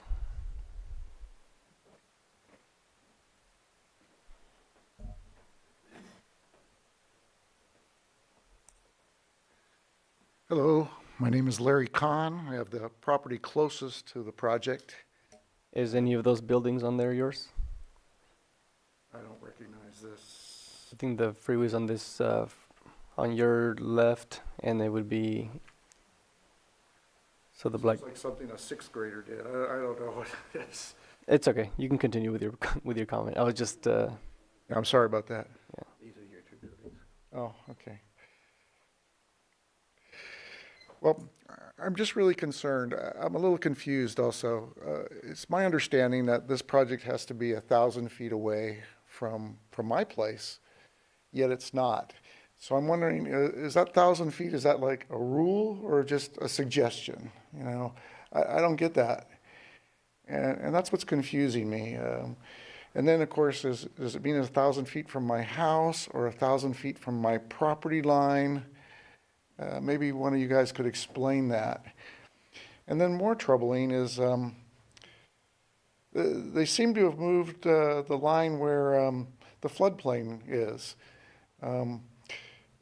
If this was my house here, my line, when I bought my place, was somewhere over in here. And now they've moved the floodplain line over to here. I don't understand how a mistake like that can happen. How do you get two different surveys with different floodplains? I don't think the ground moved. It's just really troubling. And once again, just like this other gentleman said, this place has been mismanaged incredibly. And this company has no skin in the game. You know, they get a sweetheart deal for the lease. They get a $5 million grant to build this thing and put it together. They don't have any money of their own in there. And after they get in, they can do whatever the hell they want and nothing, who's going to stop them? And if they want to leave, if things aren't working out, you know, who cares? They don't have any money in it. It's not like somebody who actually wants to start a real business has to put in their own money and create things. They're getting it all for free, basically. And I hate to say this, but I know it's because it has to do with Indian relations. And I know that our forefathers did a lot of bad things, and we're trying to make up for it. But this is just too much. I mean, it's just a giveaway. How does it help the community, what they're doing? This plant's not going to help the community anyway. It's not going to give any money to the community. You know, the property taxes on that place would generate a lot more money if they had it sold to an individual who was actually doing something with it. It just doesn't make sense to me. And again, this 1,000-foot rule, I don't know, is that just a suggestion? We can clarify that in a minute. I think we have staff working on that. When they come up with a definite answer, we can, yeah. Appreciate it. Yeah, thank you. Thanks.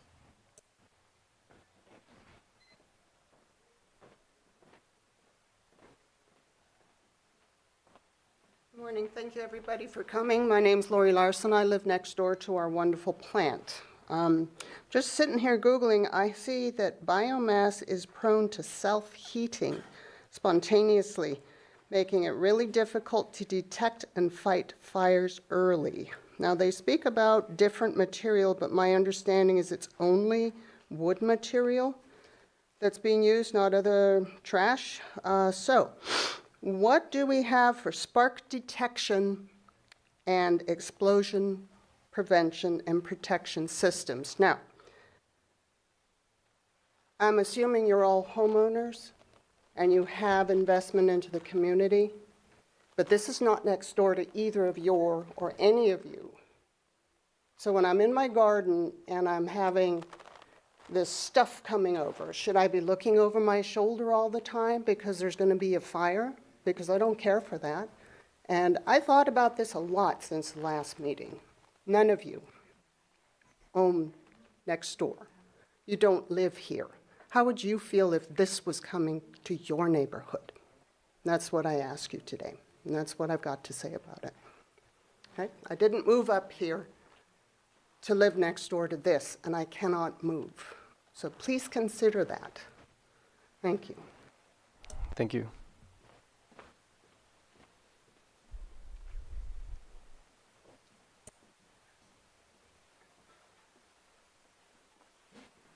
Hi, my name is Barbara Morris.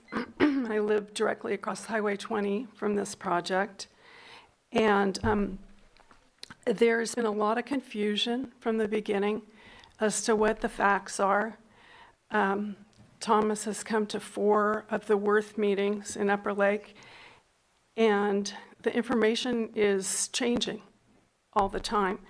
And it's been really frustrating and difficult for all of us to understand this project because of that.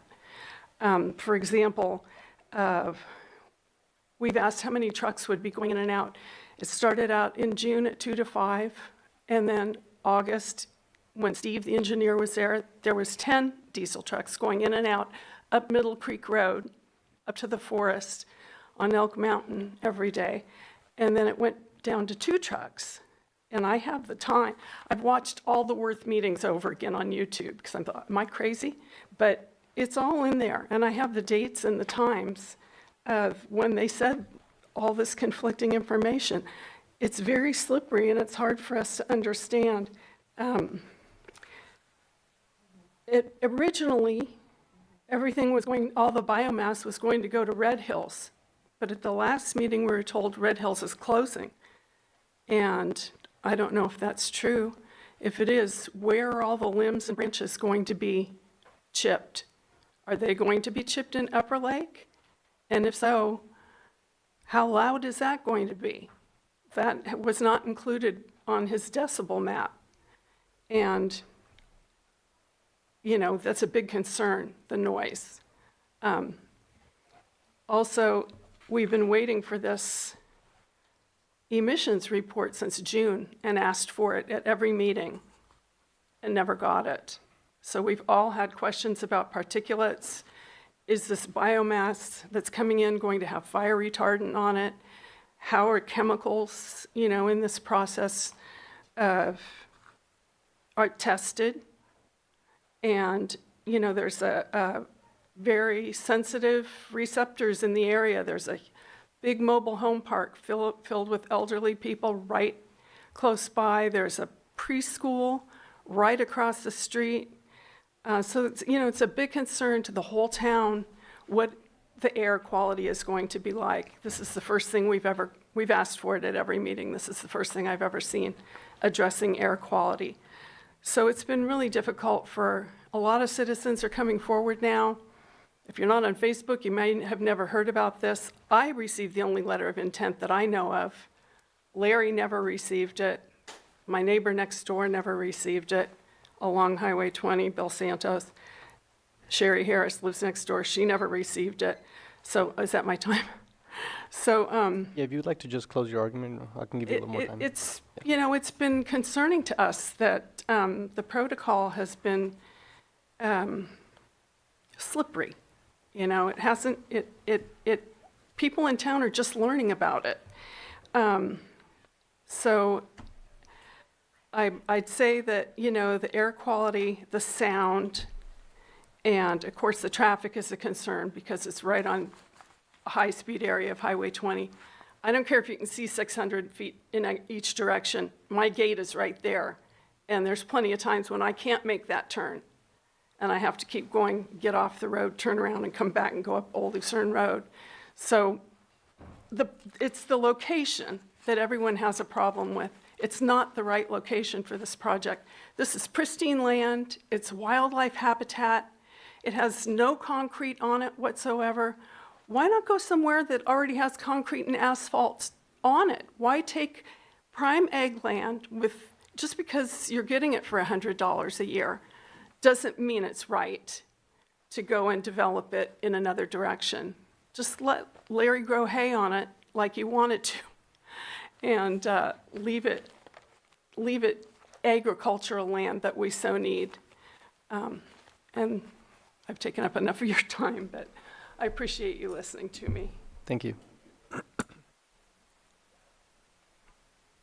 Please reconsider the location.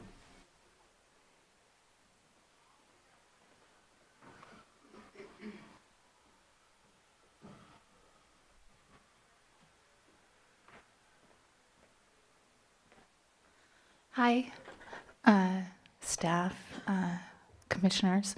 Julia Carrera, Upper Lake resident. I want to break it down to simple terms. We're taking a round peg and trying to force it into a square hole, or vice versa, and it's just not matching up here.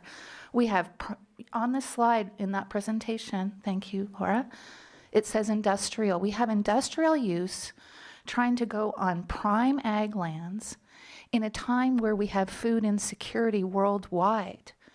We have a product called biochar, which is not very well known as to what its true ramifications are, but in Europe they're trying to ban it because of carcinogenic off-gassing. The flood situation that Laura mentioned, of course the flood map hasn't changed yet. It's FEMA, and it takes 10 years for them to change the flood map. But if you call the insurance industry and try to get flood insurance in Upper Lake right now, they're not giving it. Very rarely. I did find finally one company that will do it still, but not for commercial. So all our commercial businesses will be flooded based on your county's feasibility study done in December 21 that says that there is a dangerous public facility, our levee system, that cannot hold the water it was designed to hold, amongst many other things that are problematic. This parcel will be underwater. The zoning won't be identified until 10 years from now, because that's how long it takes FEMA to change their flood maps. So they can't say it will be in a flood zone because they haven't changed their flood map yet. But the insurance industry knows it will be, the residents know it will be, and that feasibility study knows it will be. This is a problem with the wood chips clogging our drainage system, the biochar, which also absorbs water, clogging our drainage system, and never mind the carcinogenic aspect to that is still unfounded here in the United States, but please research it in Europe. They are trying to ban biochar because of the carcinogenic factors in it. Also, prime ag lands, my understanding is, are supposed to be protected. Why are we putting an industrial facility in prime ag lands? Why isn't it going into an industrial zone location just down the road? And then we have the scenic highway debacle. Everybody in Upper Lake knows there's a scenic highway if you go on the Upper Lake Connect social media page.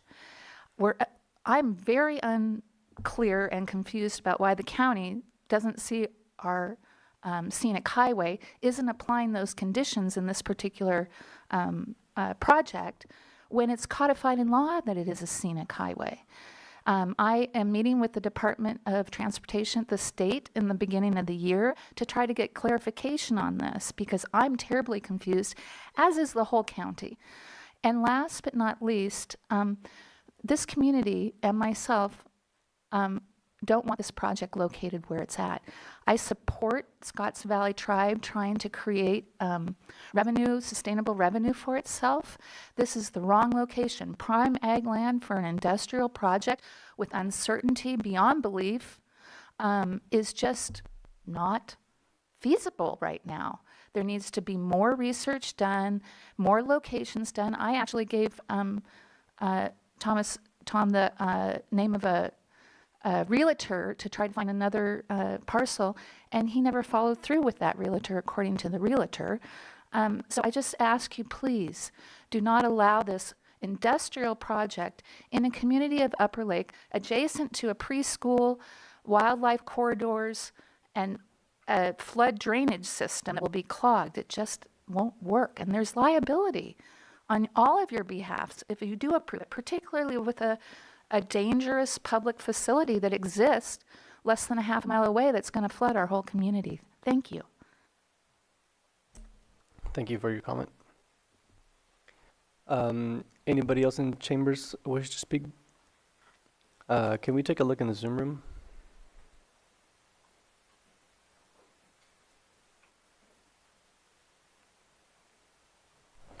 Steve, please state your first and last name, and you'll have 3 minutes. Hello, this is Steve Rumbaugh. I've been working with Scotts Valley for about 2 years on this project, and I would like to clarify a few things. The actual site where the project is going to be sitting is outside of the new maps that were done for the Upper Lake breach of the 6th location levee. So in the worst case scenario, Upper Lake is completely flooded, and this site will not be in that zone. So let's clarify that. There's a lot of misunderstanding in that, and there's a lot of hyperbole that is being said about the project and what the impact would be. So it is not in that zone, and that Upper Lake will be underwater 6 to 10 feet, and this will not be. So the other thing is that the gravel condition is going to be protected with a fibrous mat underneath the gravel before it's put on, so that it can be removed and not embedded within the soil structure. There will be a grid there that will keep that gravel retained within this area. So that gravel is not going to be spreading because there's a grid that holds it in place. That allows for fire trucks to get on this thing, and it's supported the weight of the fire trucks in that area. The biochar is being used around the world for ag. And San Francisco buys tons and tons of it for filtration of the water system. So that whole scenario of biochar being some poisonous thing is not true. And it matters how the resource of biochar is made. So this is from a wood source biochar. It's very, very beneficial to ag. The scenic view part of this is that, yes, there is an ordinance for scenic view. That's 125 feet off the highway. We're 1,000 feet from the highway. We have almost zero impact of the view structure being that far away. Plus, the facility is down elevation-wise from the road surface. Next, the idea that there's a restriction to the neighboring property of 1,000 feet is what we propose, trying to be away from his residence so that we wouldn't be impacting it. This project could have been sited right next door with the setback required. That was your 3 minutes, but I can let you conclude your comment. Okay, so that was our choice, to try to get it away, far away as we could from his property line, so as to benefit him and not impact him if we could. So that's those are my responses to the previous comments. Thank you. Thank you very much for your comment. Do we have any more speakers in the Zoom room? Douglas, please state your first and last name, and you'll have 3 minutes. Hi, my name's Doug Gerhart. I am the Air Pollution Control Officer with the Lake County Air Quality Management District. I figured I would jump in and just make a few comments to let people know what the process is once the land use issue is decided on this project. We are a commenting agency for CEQA. We provide comments. The level of detail that's in the project at the moment is not something that we can do emissions calculations on. We look at, once we receive an application, we will be requiring very specific piece of information for every piece of equipment. We look at every emission source. We look at every process in that in the whole processing of that facility, from the trucks on site, dust controls, to the generators and their emissions. So we will be covering everything once we receive an application. We look at emissions, we do risk calculations, and then notifications as well. So there will be another public notification once we have all of that detail and have reviewed it and have a draft assessment for the application at some point in the future. So there is another round of public comment basically available for this project that will dig into the air quality impacts, or whatever the air quality issues are. As a general statement, though, a lot of this woody biomass is material that would be otherwise burned or disposed of in some other way that is uncontrollable. So the emissions, no matter what you think about the location, but the process itself, we can control emissions.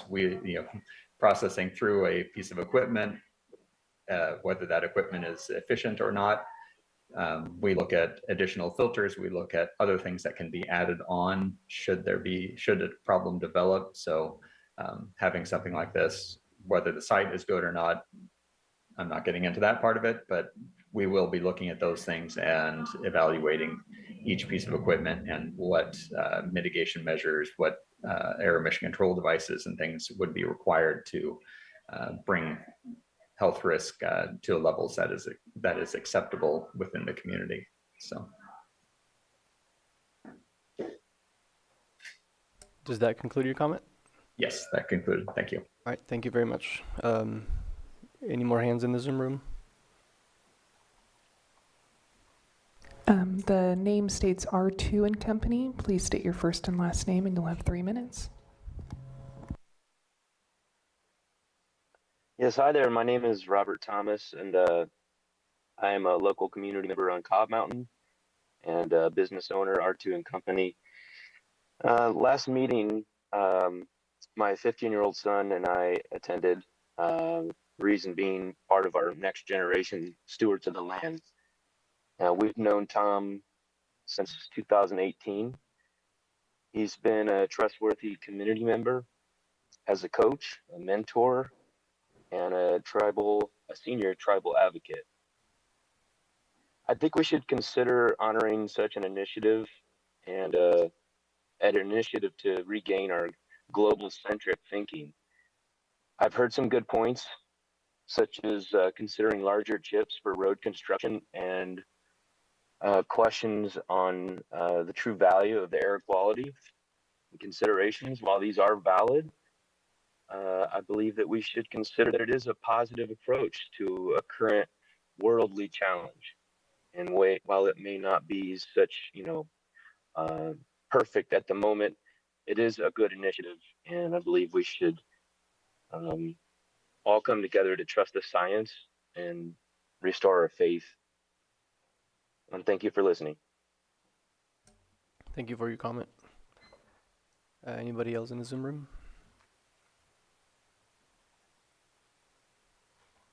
Tara, please state your first and last name, and you'll have 3 minutes. Hi, my name is Tara Morris, and my family has lived across the street from this proposed location for decades. And so I have a couple concerns. The map that Tom Jordan showed does not show that location relative to the 4 schools that are located directly across the highway. There's only one property separating the biochar proposed site to the Upper Lake Middle School. We have Upper Lake High School right there. We have the continuation school and the elementary school are all located within very close proximity. Air quality experts have said that if there are any emission releases, it would move directly towards the valley and get trapped towards the town and the schools and get trapped in the valley in that area there. His map also does not show how close it is to Rodman Slough and the waterways that flow directly into Clear Lake. That end of the lake has the highest water table. And so any sort of spill would not just directly impact the groundwater, but it would also impact the water flowing into the lake. I know the assessment said that there's no waterway there, even though they see it on the map. We've lived on that property for my family's been there since the early 1900s. There is a waterway that runs multiple weeks during the wet season. Obviously, with more drought, it doesn't run quite as often, but it does run directly through our property, right along the proposed site and to Rodman Slough. If that map showed all of the waterways, you would see how close this proposed site is to all of the school districts and to the waterways that we are trying to protect to keep our lakes clean. All of the data for this is based on hypothetical data. There's no real working data to show the emissions and particulate levels for this facility. Data that has been done on similar or different types of facilities shows that the biochar production and emissions and particulates are based on the type of biomass that is being used. The proposal talks about the woody biomass, but on the Scotts Valley Energy Plant's website, they define biomass as including agricultural waste, which can be covered in pesticides and other types of chemicals. They also list the possible biomass to be municipal waste. That is garbage. Who is going to oversee and where will the oversight be once this facility is in operation? Who's going to oversee and know what type of biomass is being used? It could be woody biomass in the beginning, and they could change to other things. If That it's was your 3 minutes, if you would like to conclude your comment. Yes, and then this is a wildlife area. Wildlife do cross this area. They're talking about putting up a 6-foot fence, which would restrict any sort of access on that area. Biochar, when it becomes airborne, it is carcinogenic, which is why he didn't want you to open that bag in the meeting as he passed around the samples. I think that the environmental assessment, similar to other projects that the Scotts Valley Tribe has proposed, has shown that their environmental assessments do not show the true impact of the project. This has happened with other projects that have been proposed through the Scotts Valley Tribe, and we're seeing it again with this proposal. So I urge you to consider the schools, the town, the people, the waterways, our groundwater in this proposal. This is not the right location. We're not trying to kill the project. We're trying to push a different safe location for the community. And I'm going to end with a quote from Tom Jordan. He said, "This location was selected based on the minimal population and agricultural area." That leads me to assume he believes there's a potential threat to this if it was selected based on the minimal population in the area. Thank you. Thank you for your comment.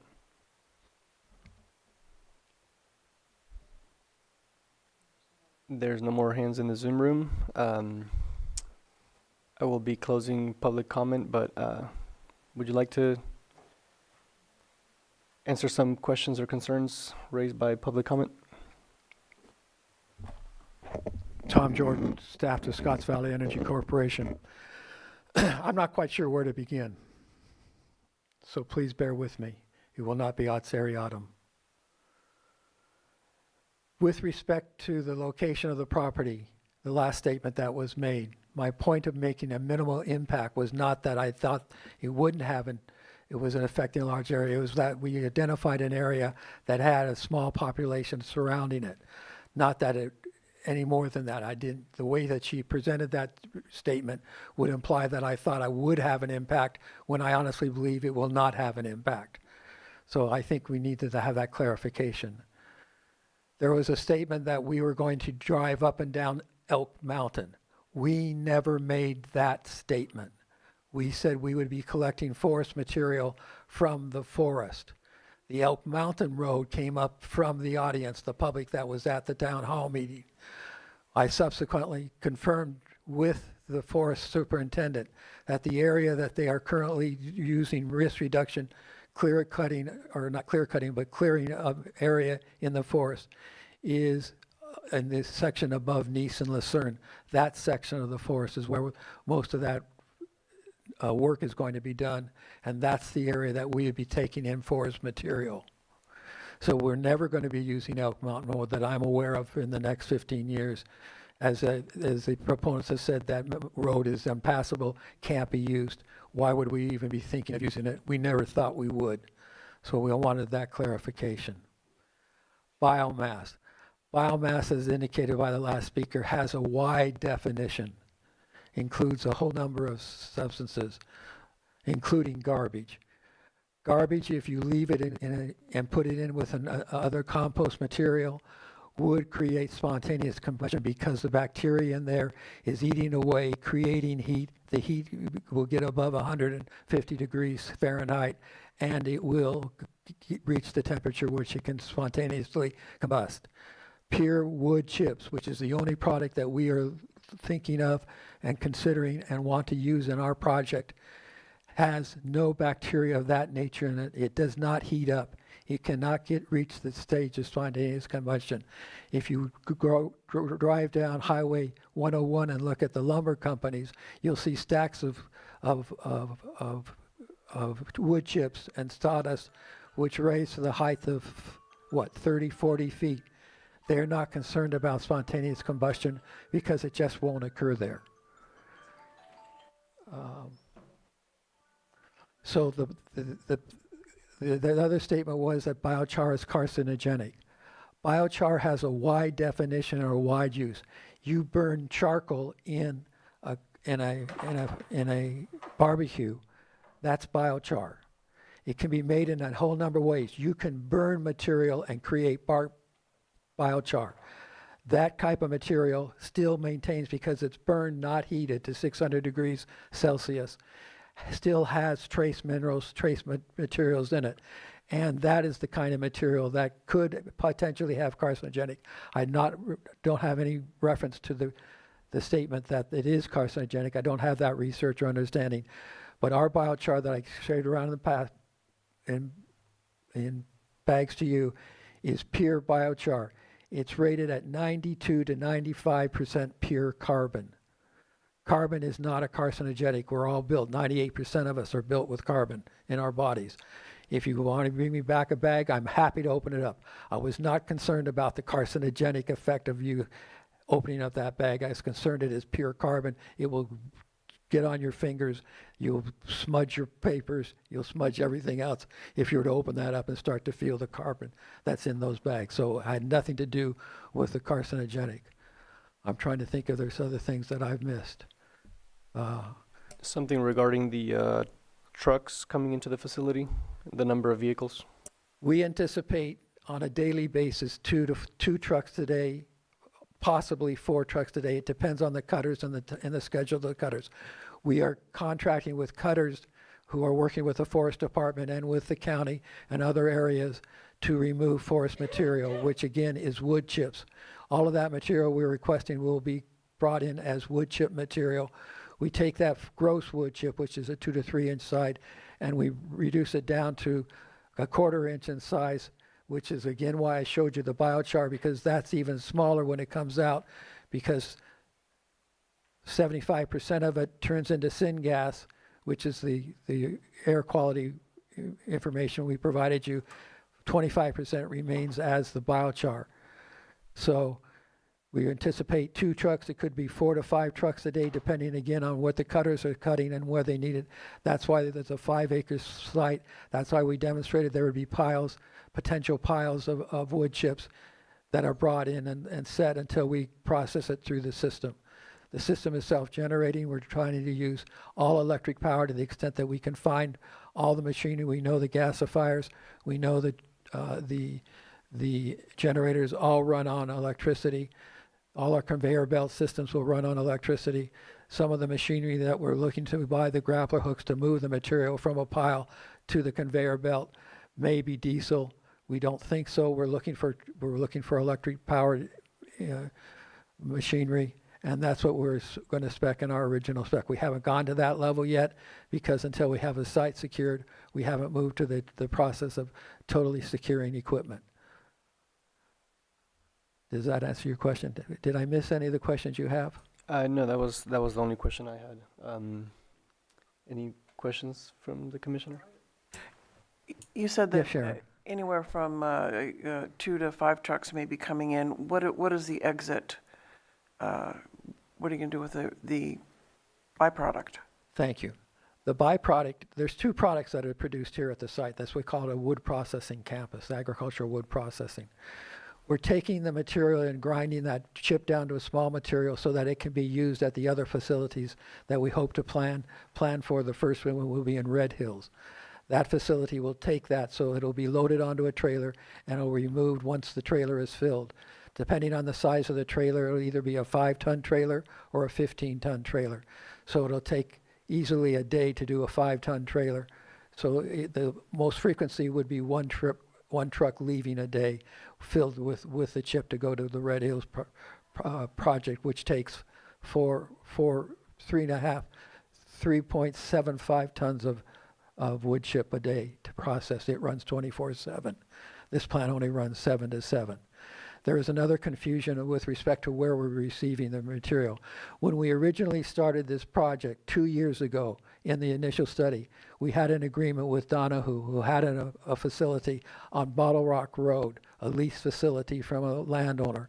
We were going to use the chips from his facility on Bottle Rock Road, bring it up to the Upper Lake campus, process it in the chip size that we need, and return it back to the Red Hills property, the Red Hills plant.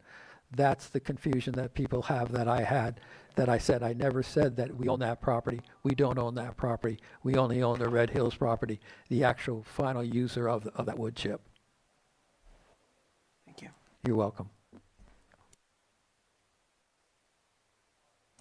Any more questions? Did we get a final answer on the, thank you for your comments. Yeah, regarding the setbacks. Yes, so according to the setbacks, the side setbacks is 15 feet in that zoning district.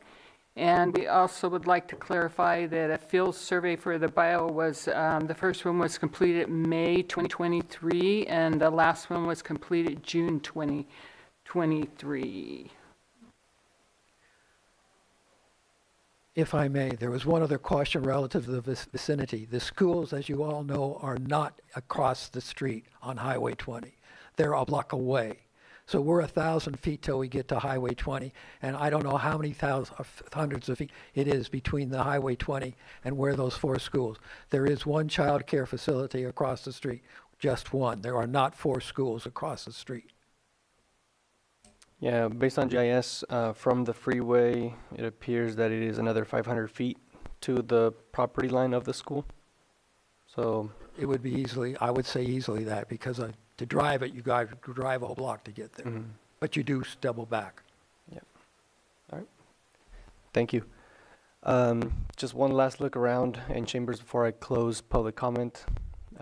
This is the last chance. If anybody wishes to speak, we'll take a look at the Zoom room real quick. And we do have one, and this will be the last hand that we'll take before we bring it back to the commission. Tara, please state your first and last name. You'll have 3 minutes. Thank you. This is Tara Morris again. So in conducting research about biochar, our question here is about, our concerns are about the location. Other states that have been using biochar for the last decade, like Colorado, are processing it on site. They're using mobile kilns that have anti-emission toppers on them. And so the kilns are brought to the site where the biomass is at. It's processed on site. The biochar can still be packaged on site there. And then the kilns are moved to the next site to be processed. No need for a facility. No need to be trucking the waste. If this is supposedly a climate initiative, how is having diesels running nonstop across the county? We're not even helping to clean up the woodland around Upper Lake. So they're running across the county. Why don't we look at what other states are doing and bring in the mobile kilns, process on site? You still get the biochar byproduct that can be sold, and then you move to the next site. It's a much more efficient process for doing this, and it reduces the impact on the community, and it reduces the potential for any sort of health concerns and environmental concerns, because the wood does not leave the site. And so I just urge that people consider other alternatives to having this site located next to the community, and look at what other states are doing. They've been doing it for over 10 years. Placer County just got a biochar grant, and they are partnering with Biochar now out of Colorado, Loveland, Colorado, and they will be using the mobile kilns set up. Those kilns then are move to the next site. So I urge the committee to consider other alternatives to having this facility in Upper Lake that doesn't require unnecessarily trucking all of this biomass across the county. Thank you. Thank you for your comment. So public comment is officially closed, but I'll let you add a response to that. Again, if I may respond. Kilns, by definition, use fire. They are burning the material. The reason there are exhaust controls, as the air quality Doug mentioned, is the fact that they are releasing into the atmosphere immediately chemicals. They're releasing carbon dioxide, they're releasing carbon monoxide, they're releasing methane. They're releasing all of those materials, all of those compounds, because they're burning the material. That's what a kiln does. Our objective here is not to produce biochar as the primary objective. It is a secondary or byproduct of the process. Our objective is to create the wood chip at the size we need to run multiple plants at other locations here in the county, the first of which would be our Red Hills location. So it's important to understand that that's the difference. We're not here to make biochar. Biochar is a secondary product that we certainly appreciate and will use as a soil amendment, hopefully here in the county, but there are other agricultural areas, particularly the Central Valley, that is wanting and desirous of this material as well. So it's important to understand the difference. We're here to generate wood chips. We're using the same technology that we would use at the Red Hills project, which your board has already approved, or commission has already approved a major use permit. It would be the same technology we would use for other locations. Where we would be there, the purpose is to generate energy, whereas the real income, not the production of the biochar. All right. Thank you. Those questions were answered already. If you would like, I can have staff repeating again. All right, if you would like to go over those numbers one more time. Yes, the side setbacks in that zoning district are 15 feet. So you're saying you could put it 15 feet away from the house? Public comment is closed. Yeah, so we are going to bring this back to the commission for discussion or action.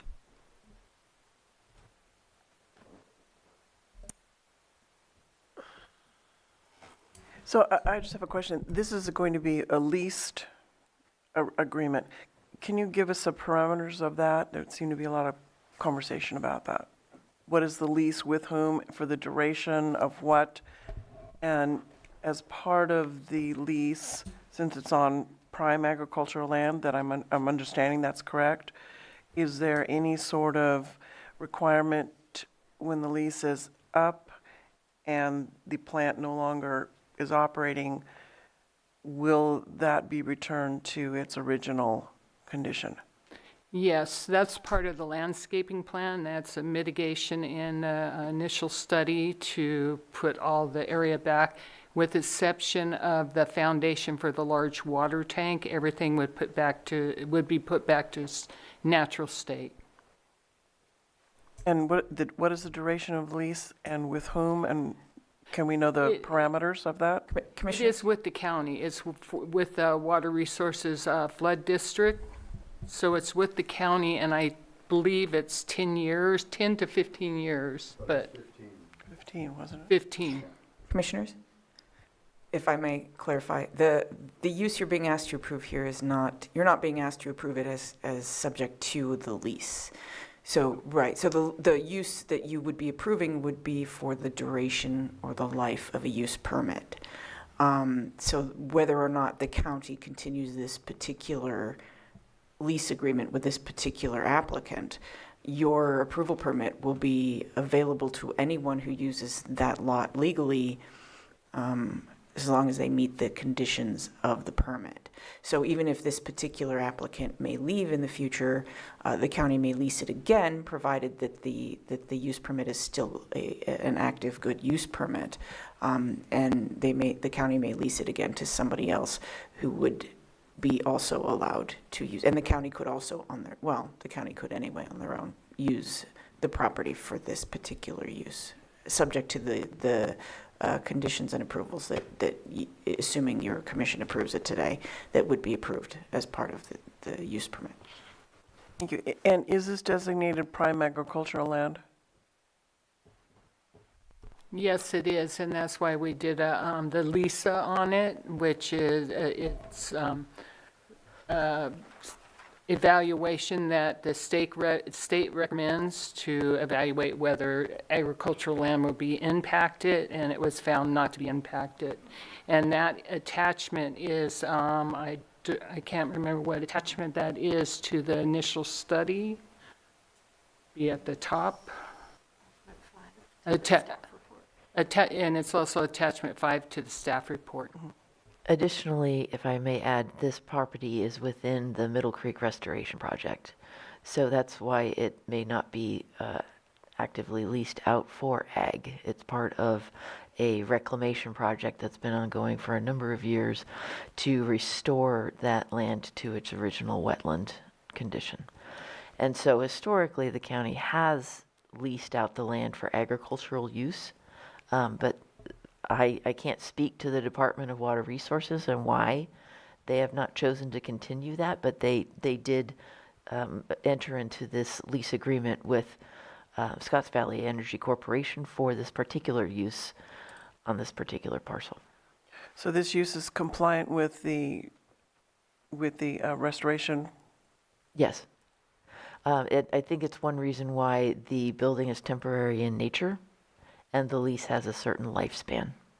So the Middle Creek Restoration Project is like moving slower than sludge, but it is still the county's goal to restore these lands to wetlands. Thank you.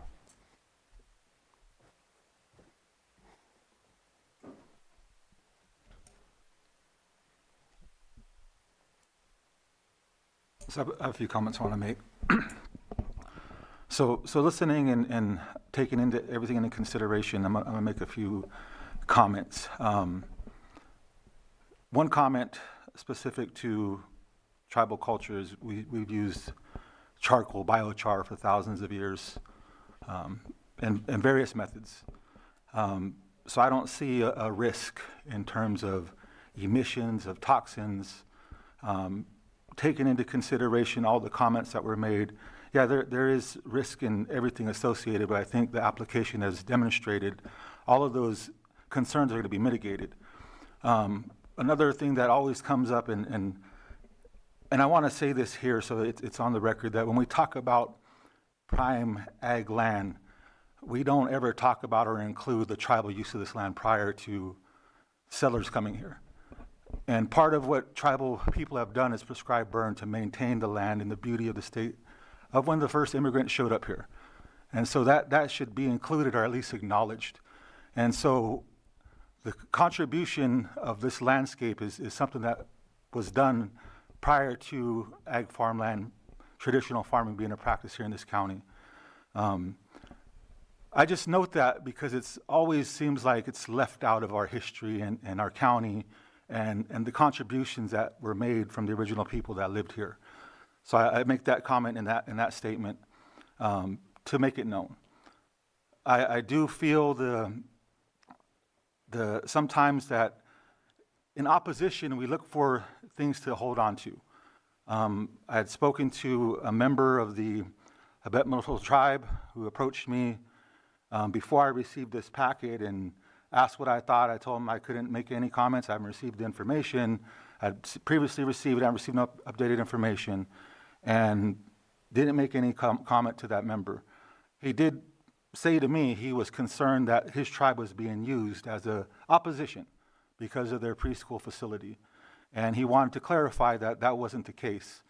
And the county has entered into consultation with the Habet tribe of Upper Lake, and that consultation is documented, and it is what it is. I don't know what's in the consultation myself.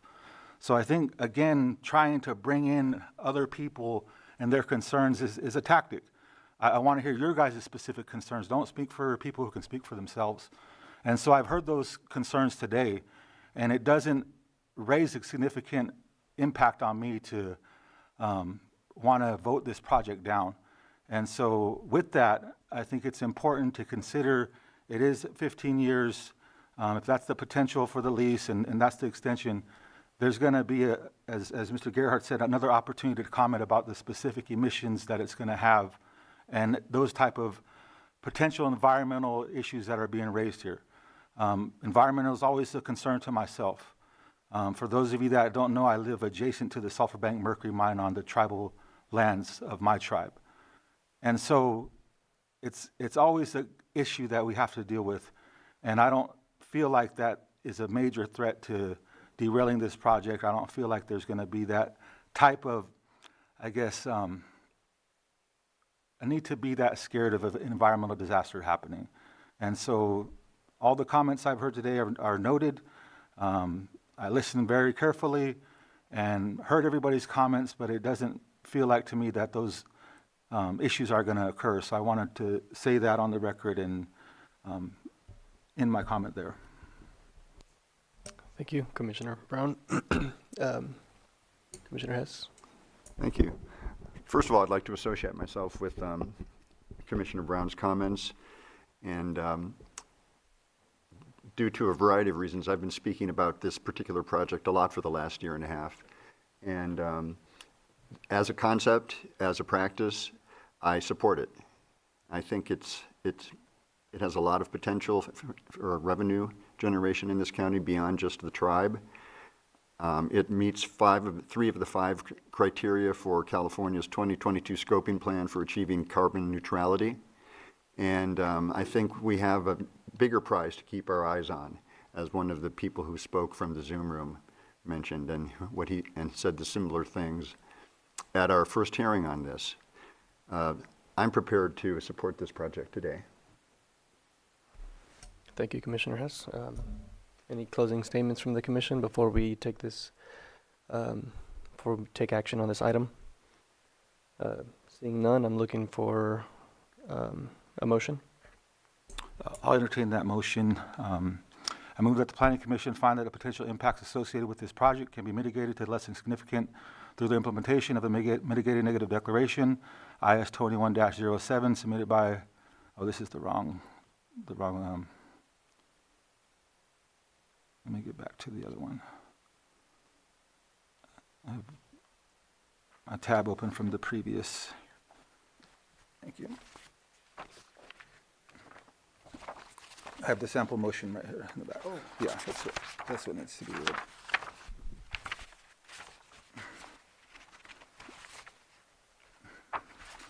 I'll find it right here. Yep, okay, thank you. So I move that the Planning Commission find, based on initial study 23-10 for major use permit, UP 23-05, as applied for by Scotts Valley Band of Homo Indians, will not have a significant effect on the environment, and therefore a mitigated negative declaration shall be adopted with the findings listed in the staff report dated December 12, 2024. Second. All in favor? Aye. Aye. All opposed? Motion passes. I further move that the Planning Commission find that the major use permit UP 23-05 applied by Scotts Valley Band of Homo Indians on property located at 755 East State Highway 20, Upper Lake, California, APN 004-010-04, does meet the requirements of Article 8 of the Lake County Municipal Zoning Ordinance and grant the major use permit subject to the conditions and with the findings listed in the staff report dated December 12, 2024. Second. All in favor? Aye. Aye. All opposed? Motion passes. Note, the applicant or any interested person is reminded that the zoning ordinance provides for a 7-day calendar day appeal period. If there is a disagreement with the Planning Commission, an appeal to the Board of Supervisors may be filed. The applicable form and applicable fee, the appropriate forms and applicable fee must be submitted prior to 5 p.m. on or before the 7th calendar day following the Commission's final determination. Thank you.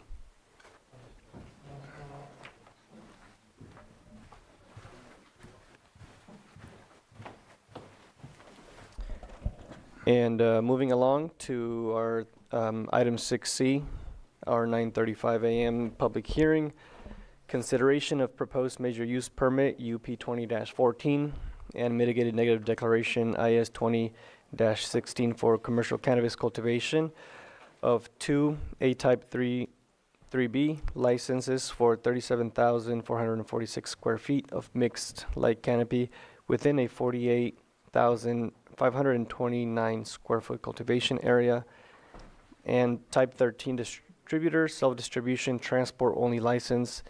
The applicant is Nina Star, LLC, / Nina Bogdanova.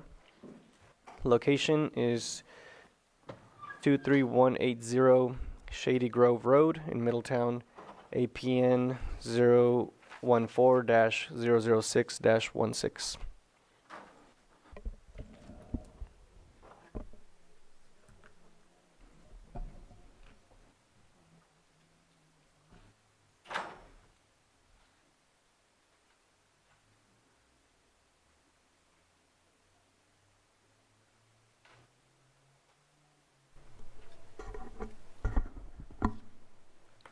Hello again, Commissioners.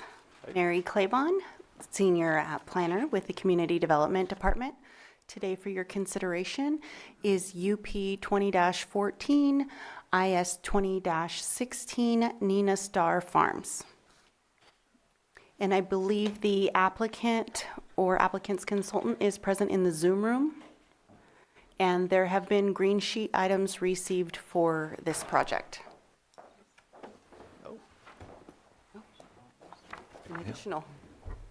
An additional green sheet items received for this project. Thank you, Ruby.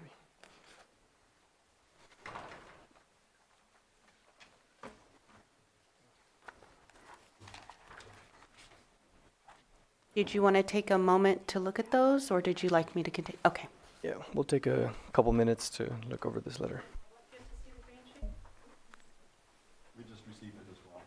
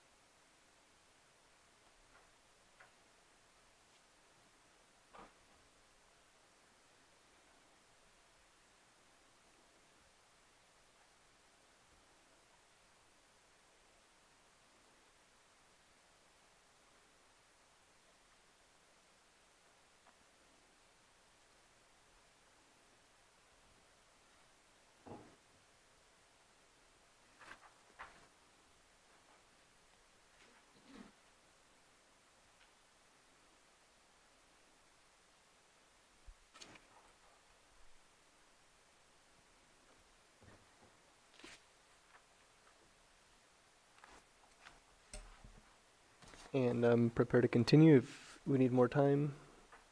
All right. So we will continue with the staff report. Thank you, Mary.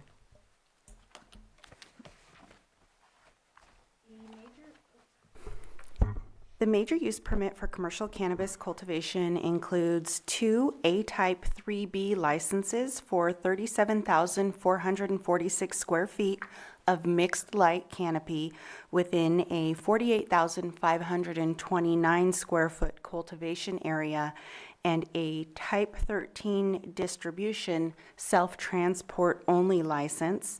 The parcel size is approximately 47.36 acres. The site is located approximately 2 miles north of the Lake Napa County line and approximately 1.5 miles south of the Middletown Community Growth Boundary. The zoning designations for this site, general planned, is rural lands, agriculture, resource conservation. The base zoning for this site is split zoning. That is rural lands, agriculture, floodway fringe combining district, floodway combining district, scenic combining district, and waterway combining district. The project site is located on the agriculture portion of the parcel. It is within the Lower Lake Planning Area in Supervisorial District 1. The site is accessed from a native dirt and gravel driveway that branches to the east of Shady Grove Road, a county-maintained road. This is parallel to Highway 29 in Middletown. Topography consists of rolling grassland with slopes between 2 and 10% in the west and 10 to 20% in the east. Several known water courses and potential wetlands, including St. Helena Creek, a Class 1 perennial water course, 1 Class 2 water course, and several Class 3 water courses are located on the project parcel. Historical uses of the site include animal husbandry and grazing.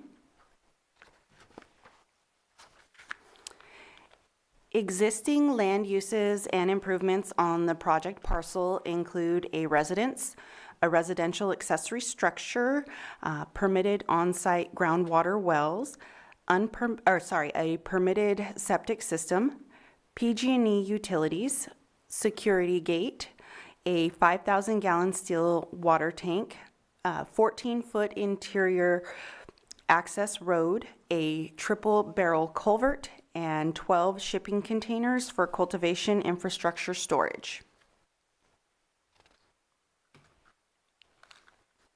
The project scope consists of 37,446 square feet of mixed light commercial cannabis canopy, 5 90 by 60 greenhouses, 1 90 by 103 foot greenhouse for immature plant propagation, 2 30 by 103 foot greenhouses, a 5,400 square foot processing facility equipped with an ADA compliant restroom, 1 120 square foot storage shed, widening existing access roadway to 20 feet wide access driveway from Shady Grove Road, 4 employee parking spaces, including 1 ADA compliant space, 3 5,000-gallon water storage tanks equipped with 2.5-inch couplings for a quick connect for the fire district's ability to connect to that water tank.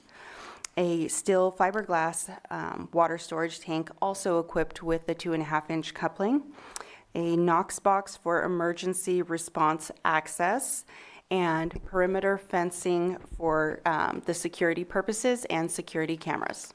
Ms. Klebon? Yes. I've seen the reference to 12 shipping containers that would be used for something called cultivation infrastructure storage. I don't really know what that means, but we'll get into that in a sec. But where, I haven't been able in my readings of anything to find where are those shipping containers located?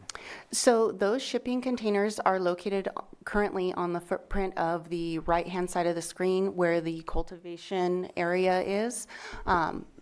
What had happened was the applicant had purchased all of the greenhouse materials from from an unknown location. I believe it was a farm, a prior farm, and they're storing those materials on site. They are inside of shipping containers and not currently being utilized. They have not been erected. They have not been erected, meaning? No, the greenhouse materials that are stored inside of the shipping containers. So are they going away after the? That is the intention. They're only on site to store the proposed cultivation construction materials. So is that a condition of approval that those shipping containers would be removed once the? That has not been added as a condition of approval. It's my understanding that they are not going to be used, but we can speak to the applicant and the applicant's consultant following the presentation to determine what their proposed future use is. Yeah, I'm never a big, for 8 years I've been whiny about shipping containers on ag land and that kind of thing. And absolutely. I'd like to know that those in fact will be removed once that so-called infrastructure is taken out of them. Okay.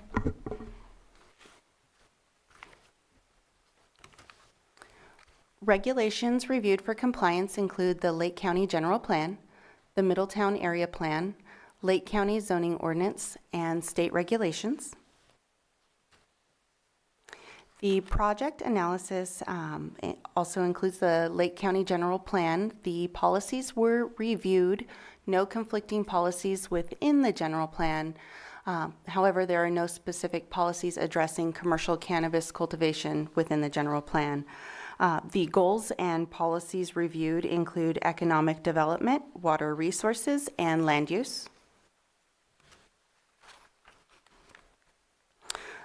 The cultivation and all associated structures will occur on relatively flat land, so there will not be a high erosion hazard.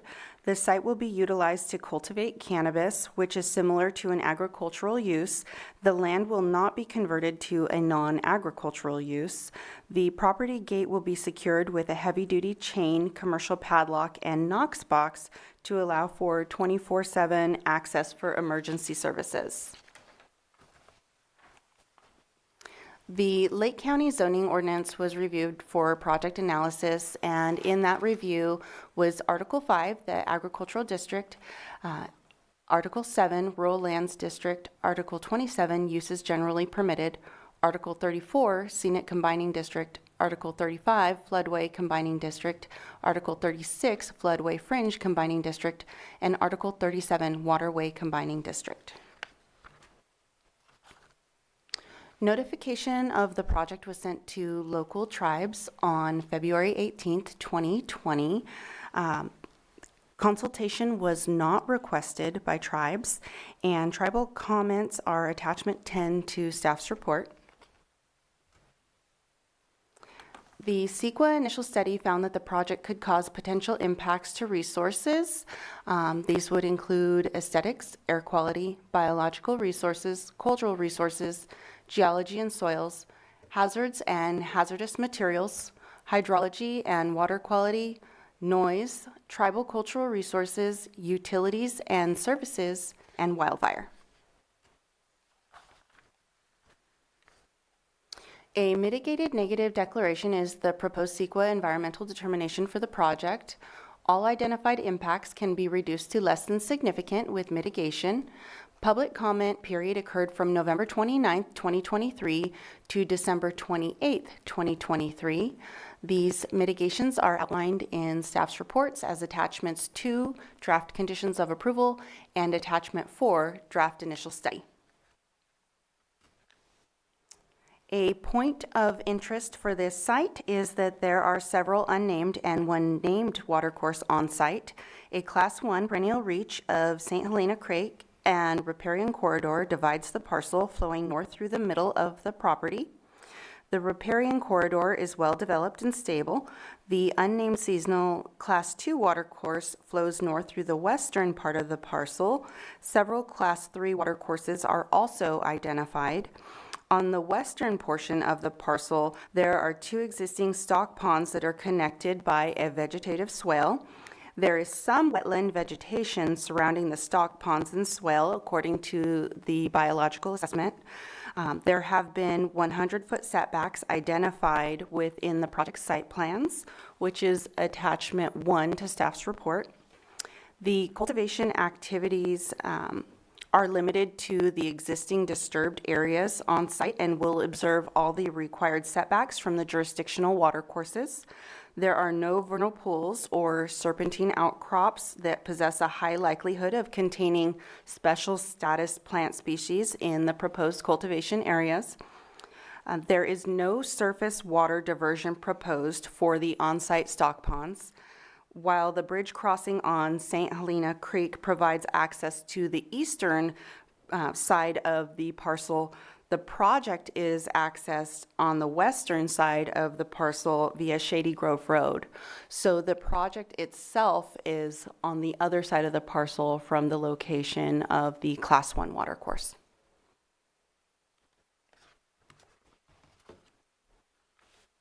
Oh, additionally, a lake streambed alteration agreement had been applied for by the applicant, and an operation of law letter was issued by the CDFW for the culvert retrofitting for the triple barrel culvert on site. They will be replacing or repairing, dependent on what CDFW sees fit for that area.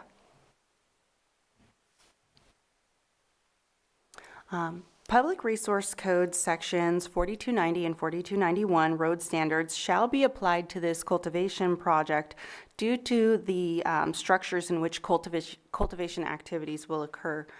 The internal gates and roadways are designed to meet the CAL FIRE requirements, including adequate road standards and width requirements for fire suppression access and a turnaround for emergency vehicles. The signage and building numbering, as well as a private water supply for reserves and emergency fire use, utilizing steel or fiberglass water storage, and 100 feet of defensible space around all structures is required. An additional point of interest for this site is site maintenance. The project was applied for in February of 2020. At that time, staff visited the site, and again, staff visited the site on December 15th, 2023. There were several items noted for demolition and site cleanup. With that, the applicant worked closely with the Planning Division and the Building Safety Division and had applied for a demolition permit that resulted in the removal of an out-of-service hot tub, the proper removal of the electrical installation serving the hot tub, removal of 2 trailers by a waste hauling company, and clearing of garbage and rubbish from the site. The building permit that had been applied for was finalized by a building inspector on July 15th of this year, following verification of the site maintenance and demolition of the trailers.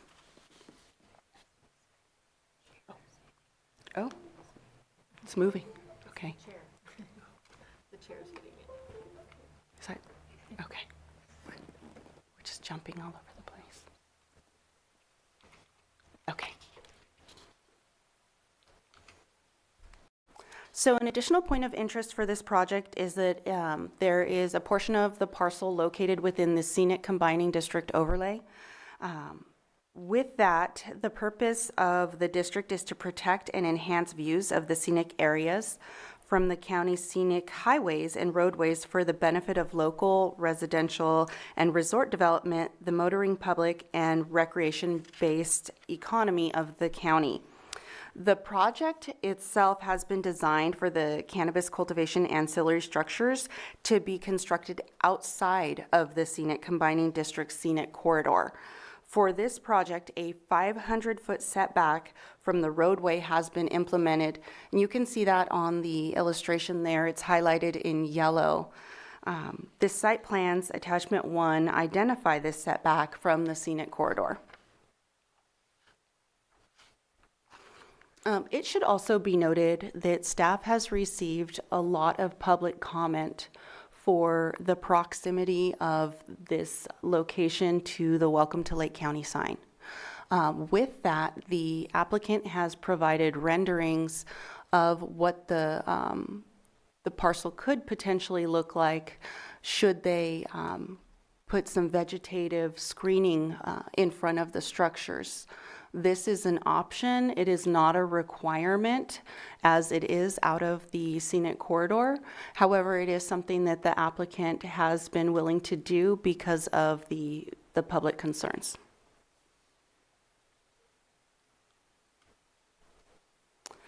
Within 1 mile radius of the proposed project, there are 1 pending and 0 approved projects. And within a 3 mile radius of the proposed project, there are 2 pending and 4 approved projects. The environmental recommendations for this project are to adopt mitigated negative declaration initial study IS 20-16 for use permit 20-14 with findings found in the staff report. The major use permit recommendations are to approve use permit UP 20-14 with the proposed conditions of approval and with the findings found in the staff report. And I'm available for any questions you may have. Thank you, Mary. Do we have any questions from the commission? I have a couple. On page 5 of the staff report, it makes a reference to PG&E connectivity that will be requested. And again, I understand that that can't be requested till a permit has been approved. But would there be generators in use until the PG&E connection was completed? Because that can sometime, the process can take 2 to 3 years. Sure. So the site currently does have PG&E utility because of the existing residents on site. So it would be an electrical upgrade that they would be applying for with the Building Safety Division. So with that... Not with the state. Correct. So with that, emergency backup generators are an allowed use. However, that was not included in this older project application. I can't anticipate that they would not want to utilize that should there be power outages for their well to maintain a continuity of operations. However, that was not specified by the applicant. Thank you. Any more questions before we bring it for public comment? All right, so I'm going to open up public comment. If you wish to speak on this item, you have 3 minutes. Please state your first and last name at the podium. Thank you. Charles Morse. Could you try that one more time? A little Charles closer Morse. to the mic, yeah. Santa Elena Creek United. We were a small organization. It was started in early 1993. Our founding, and so I've been basically passed the buck down the road. The concerns we have is that our properties were all subject to a lawsuit of $2 million by Solano County because the water that comes through our creek, it makes its way to Vacaville within 8 days, okay? And we've got a great deal of respect with the agreement we have with Solano County. They dropped the lawsuit against the residents. The residents were said, okay, you guys are good stewards. We'll let you off the hook and you don't have to do this. The problem we have here is you have a commercial property with a residence that is very easy to manipulate the water. And for us personally, you know, we know that on the other side of the Berryessa Dam, that a salmon can make its way from Travis Air Force Base in Sassoon all the way to there.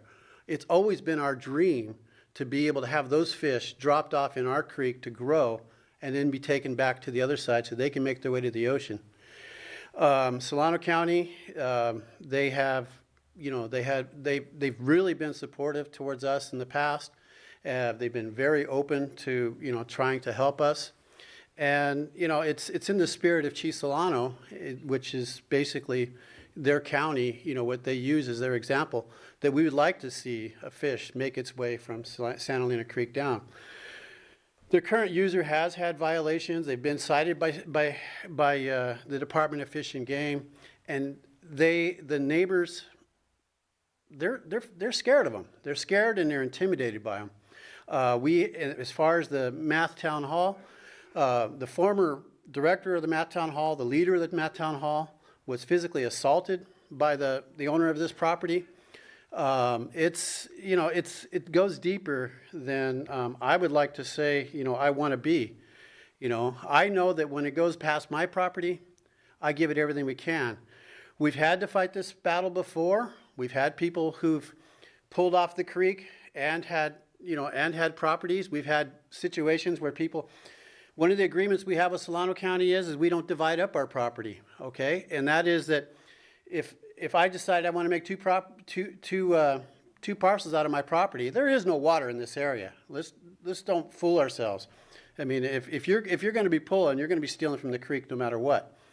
But we're not allowed to split our property. Sure, we can have grandma's house there, but if we split the property and we're still pulling from the creek, we lose our riparian rights.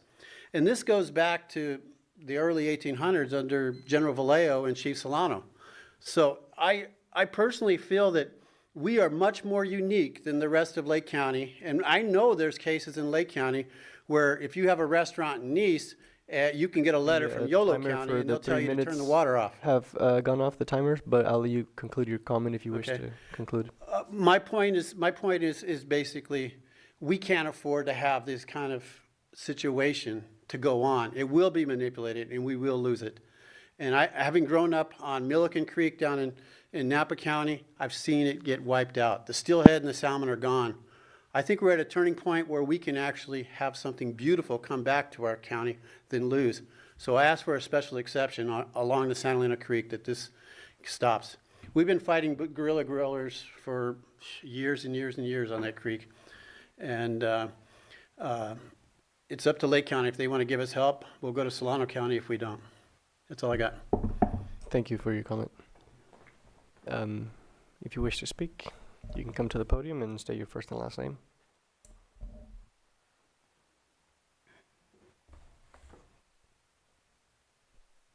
Good morning. Thank you for allowing us to speak on this. Maria Turner, I'm not sure who that is. I'm sorry. My name is Elizabeth Kershaw, and I live across the street from this proposed project. I live on West Road, directly across. I understand there's been several emails in addition to the green one that you've gotten from several people in opposition, and it was sent to Maria Turner, and it has to do with lots of information on water and biological studies and hydrology studies and CEQA and a lot of other things that are way above my head. I don't know anything about things like that.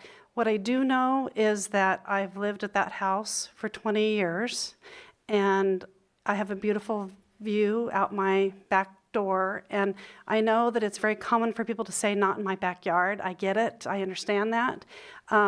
If I'm a landowner, I want to be able to do with what is legal to do, but when it starts affecting people around, there are neighbors on either side of this proposed, directly attached to their dirt road, right next to them, that are in opposition. And I don't think that your staff report has really done enough homework to find out what impact this is going to have on the neighboring properties. This, of course, you had it in one picture, is the Welcome to Lake County sign. This is the first thing you see on 29 coming down the hill from Mount St. Helena into the beautiful valley. This is welcoming. The big, huge building that was proposed, and there's pictures in your thing, is going to completely be a monstrosity.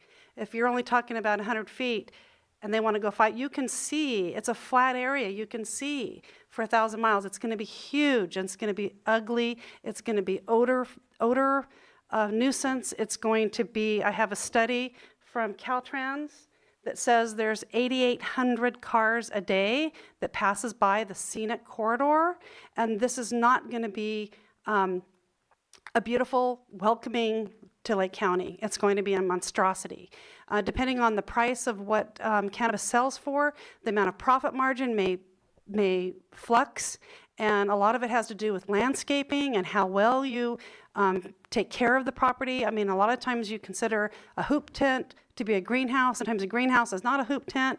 There's plastic, there's wind that blows, it tears, fencing gets distorted. They built a bunch of trees around it. They planted hundreds and hundreds of trees around the project. All of them are died within, 6 months of them putting it in. I don't know if they didn't have enough water. I'm not sure, but they're dead. So the idea of hiding it to be aesthetically pretty, you cannot get by to see something as big as what the artist's design are and not see the first thing. I'd like to pass out a couple photographs.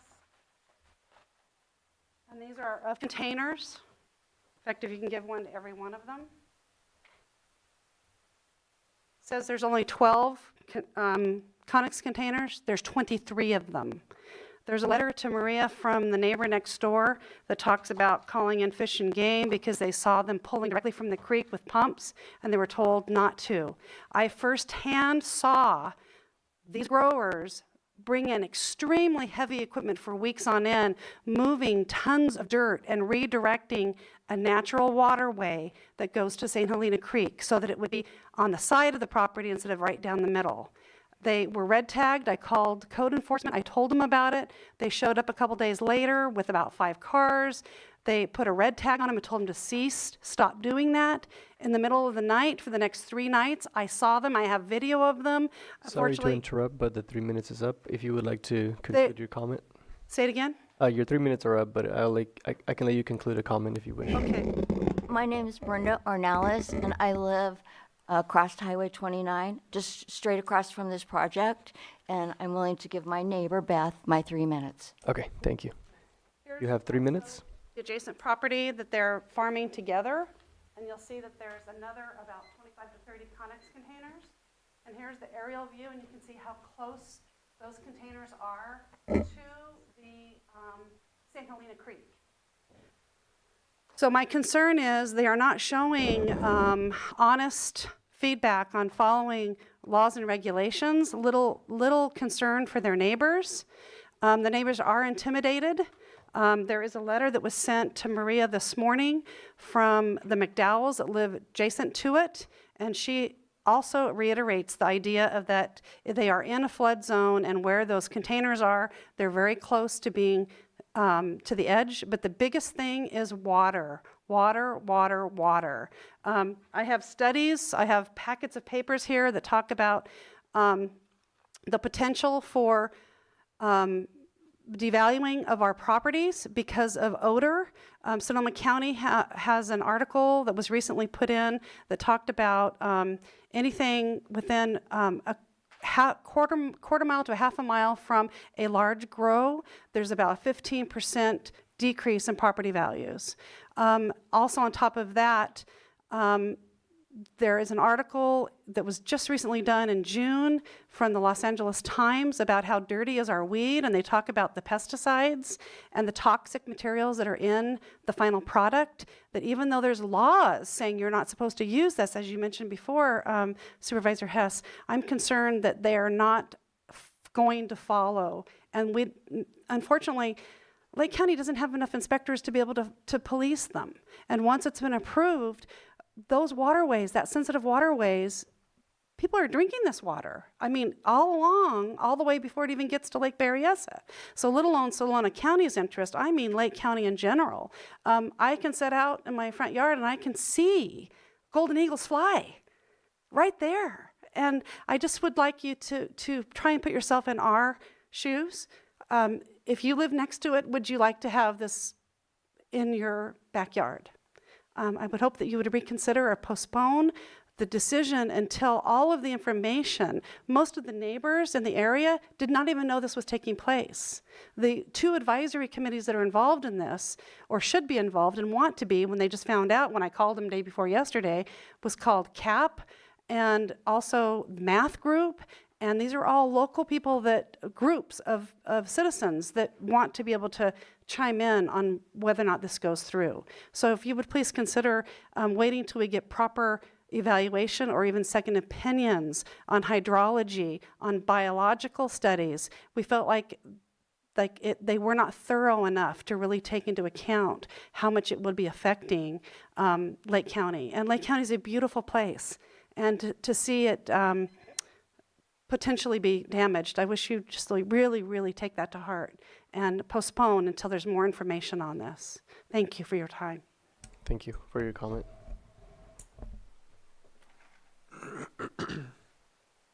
Here's the sign, by the way.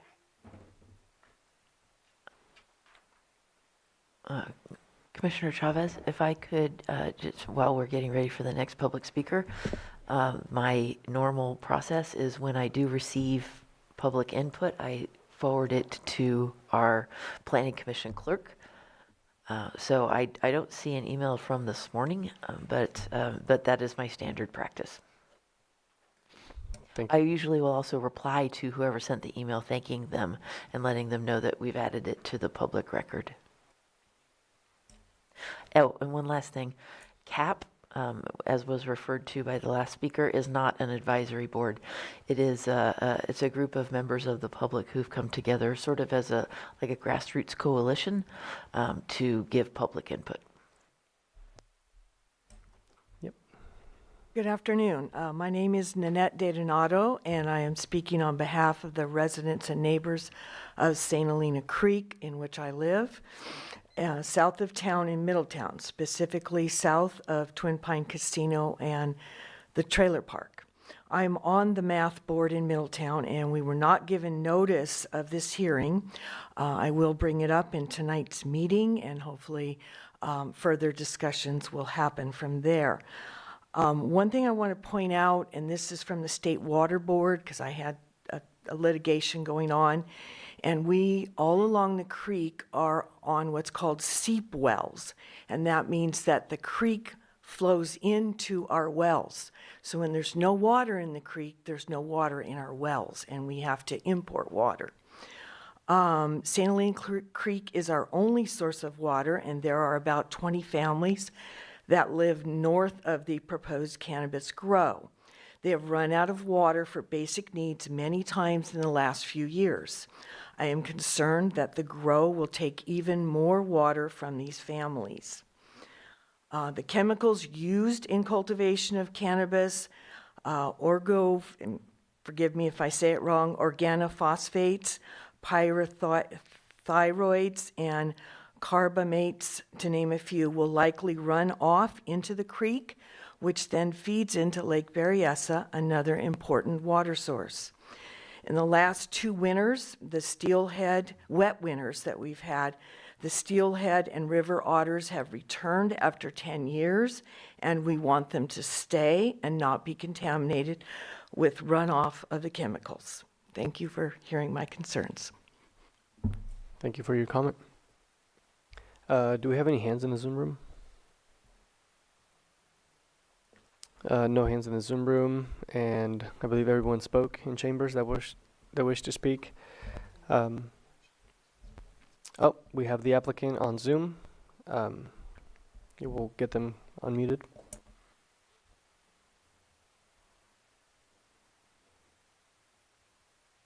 Good afternoon. Hi, we can hear you. Oh, good. My name is Nevelina Bogdanova, and I want to thank, first of all of you for taking the time to look into my project. And I would love to answer one of the questions regarding the shipping containers that are on the project. However, they're the materials to build. They're not to be there forever. As soon as we're done, everything, it's gonna go away. It's not gonna stay there. Thank you. Is there anything else that you would like to add to your comment? And we bought the property 4 years ago. We never lived there. And those accusations about the water, they're just lies. We never used anything out of out of the ordinary. This is just crazy that, we've been accused that we're getting water from the river and we don't live there. We're not there. So I don't know how people are coming into conclusions that we're using the water from the creek.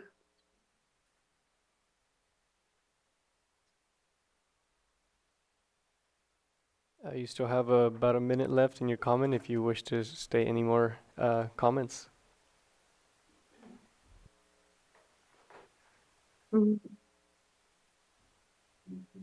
No. Okay. Thank you for your comments. We do have someone in chambers, yeah, that wish to speak. And you will have 3 minutes. Thank you again. This is Elizabeth Kershaw.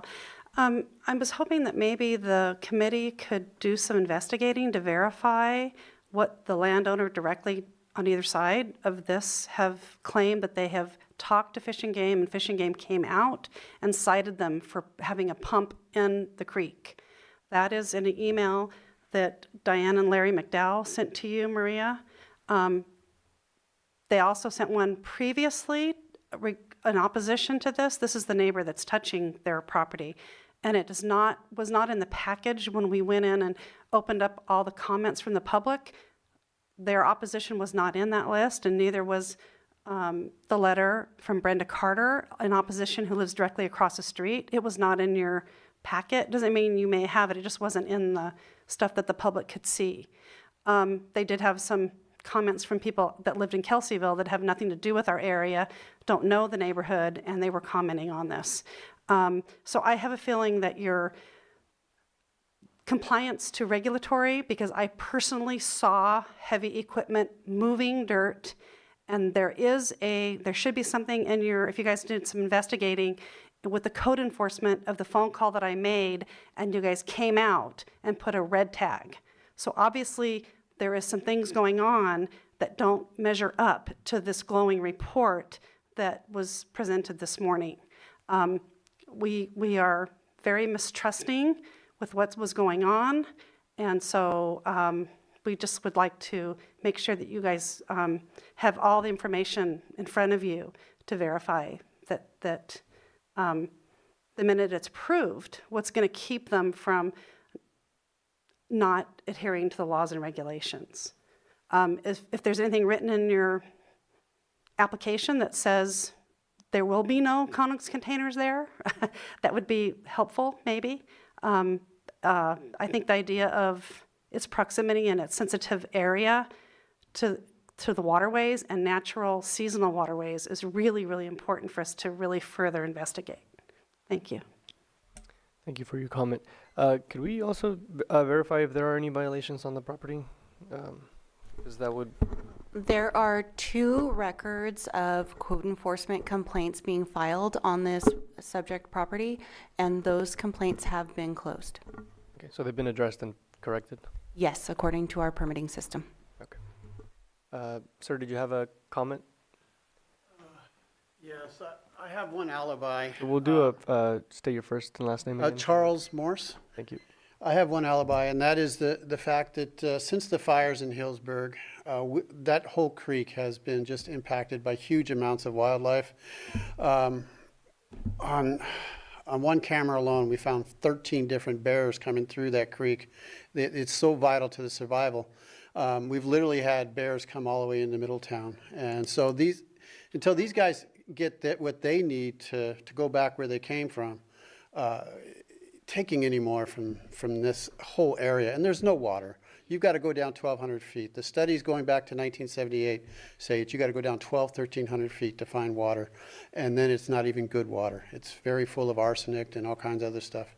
And I have those charts if you want to go that deep, but to sustain a large grow like that on that land is just not possible.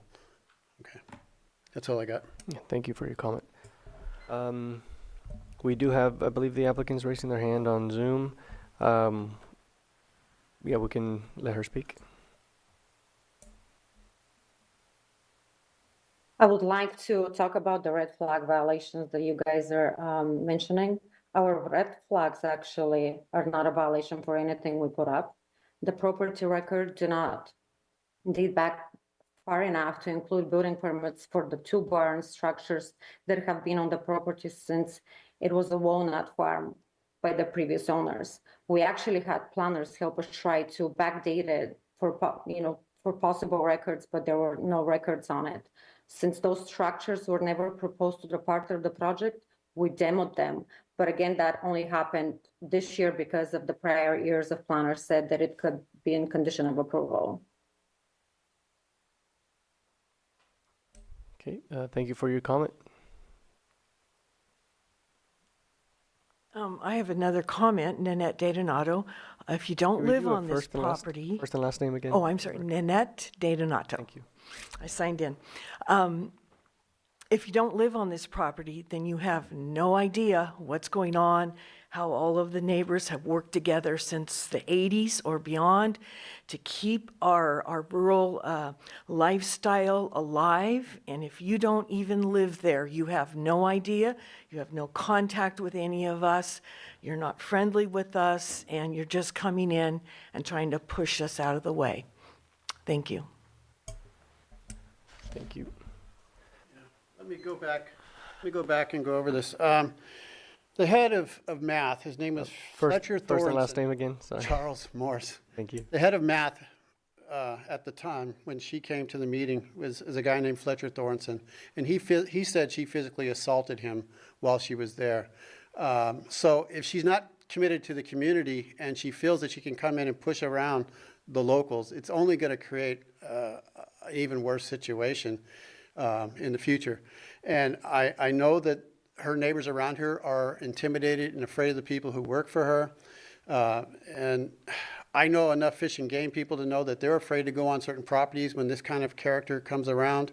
I personally, I think that the creek is the most important thing we have. It's one of the few diamonds left in Lake County that hasn't burned. And so we really have to err on the side of preserving something beautiful that can only get more beautiful based on what we're seeing in the Native American community with dams going down in places like that, fish coming to places that they haven't been in 100 years. And I really would like to see that this be our only outlet to the Pacific Ocean that we have in this Lake County, because we are a landlocked county. And this little creek is one of the diamonds that could really make us something better than we've been in over 100 years. That's all I got. Thank you. Commissioner Chavez? Yes. If I might, I found an email that was received this morning at 9:09, so I don't usually do the forwarding that I do before the meeting, during the meeting, but I'd be happy to read it into the record if you like. Sure. It's from Denise McDowell, Deer Lake County Planning Department. As a 50-year resident, or 50-plus year resident of Lake County, I am writing in protest of the proposed cannabis farm that will border my property at 23040 Shady Grove Road, Middletown. I have serious concerns regarding the integrity of St. Helena Creek, which borders my property, as well as the proposed cannabis farm. Have all of the new requirements put in place by California State in January of 2024 been met? What protections will ensure that herbicides and pesticides will not contaminate the creek? At this time, there are steelhead in the creek. The 23 Connex containers sit in the floodplain. The well they have will deplete the aquifer, which is fragile due to inconsistent rainfall amounts. We residents south of Twin Pines are dependent on wells for our water supply. Our residential use well ran dry for 3 years in a row, costing us thousands to have water delivered. Contamination of soil is also an issue. I'm also very concerned about air quality. My senior citizen husband has chronic asthma, which will be exacerbated by exposure to the noxious odors that we will experience. Shady Grove Road is in a terrible state of disrepair that frequent commercial trucks will destroy all the more. The owners of this property have previously been cited for illegally diverting a drainage ditch under Highway 29 for their own purposes and for pumping directly out of the creek to water the 800-plus trees they planted that have since died. It will no doubt have a negative effect on our property values as well. I urge you to postpone voting to give this cannabis farm a permit until you can assure that it will not be detrimental to neighborhood property owners. Denise McDowell. Thank you, Director. So seeing as there are no more public comments, I'm going to close public input and bring it back to the Commission for discussion or action.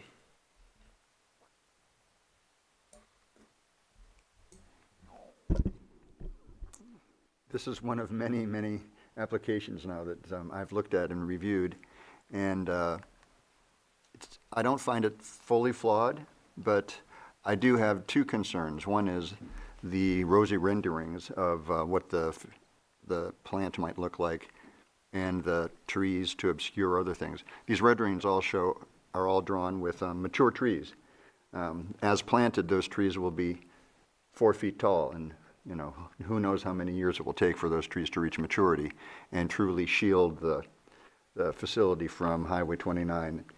I live in South County, and it just seems so incongruent to me that we would have this kind of a grow right next to the Welcome to Lake County sign. It is our gateway to the southern county, from the southern county, and I can't square in my head the notion of having that right next to the Welcome to Lake County sign. If this were in another location, I don't think I'd object at all to the project, but under the circumstances with the proposed renderings, which don't satisfy me because I don't think you can ever achieve that look, and having it so close to entrance to the county, I'm reluctant to support it at this time. Thank you, Commissioner Hess. Any more comments? I have some concerns about the water issue in St. Helena Creek. I think that there just needs to be a lot more investigation into that. And certainly if you have verification that illegal pumping has been done, I think that needs to be shared with the county. And you say you had Fish and Game out? And so that. Okay, so they came out and investigated some issues out there. So there must be some verification of that action. So that should be shared as well.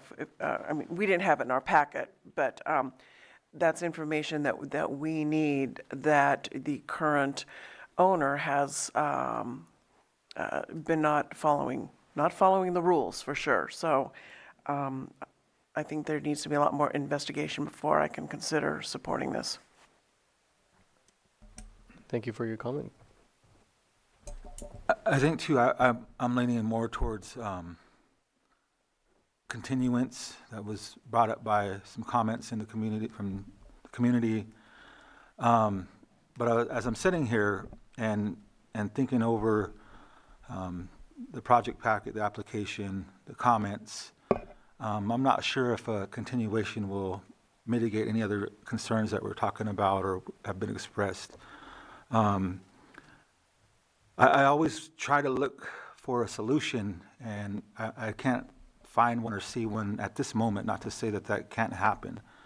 I also frequent the Sonoma County area, travel through all of the roadways coming into Lake County, and I always think about, as a community member, having ancestry ties to this land, what do we represent? And when I come into the community from Highway 20, 29, I think about what do we represent to the outsiders of Lake County. And I have trouble with the rendering as well, and that being kind of the brand that's being going to be associated with our county. So that does trouble me. I still would be open to a continuance, but I would have to have that in association with the colleagues, the Planning Commission, to want to move forward. If not, I can support the position of not supporting this application. Thank you, Commissioner Brown. Yeah, there's quite a bit of concerns, and I agree with you on your comments regarding that a continuance wouldn't necessarily fix a lot of the concerns that have been brought up. I believe there will continue to be issues for this project moving forward, and a lot of factors that just it's about location and also collaboration with neighbors. I believe that's one of the main things in any project. That's the first thing that you have to look into, and it looks like that wasn't done in this case. So there's just that compatibility just doesn't seem to really work for this project. Location, community, and just the aspect. I mean, the project sounds like a lot of the projects that we hear in the commission, but it's just the time and place just kind of don't, and in my mind, don't seem to really fit in. So I would also lean towards denial for the project, and I believe we can come to a conclusion today if we take action on the project. And if there's no more comments or discussion, I'll be waiting for a motion. What I'm hearing, and I appreciate my colleagues' input, is that while a continuance is an option, it's not necessarily the kind of pause or delay that's going to resolve anything or add much more to the body of knowledge that we have.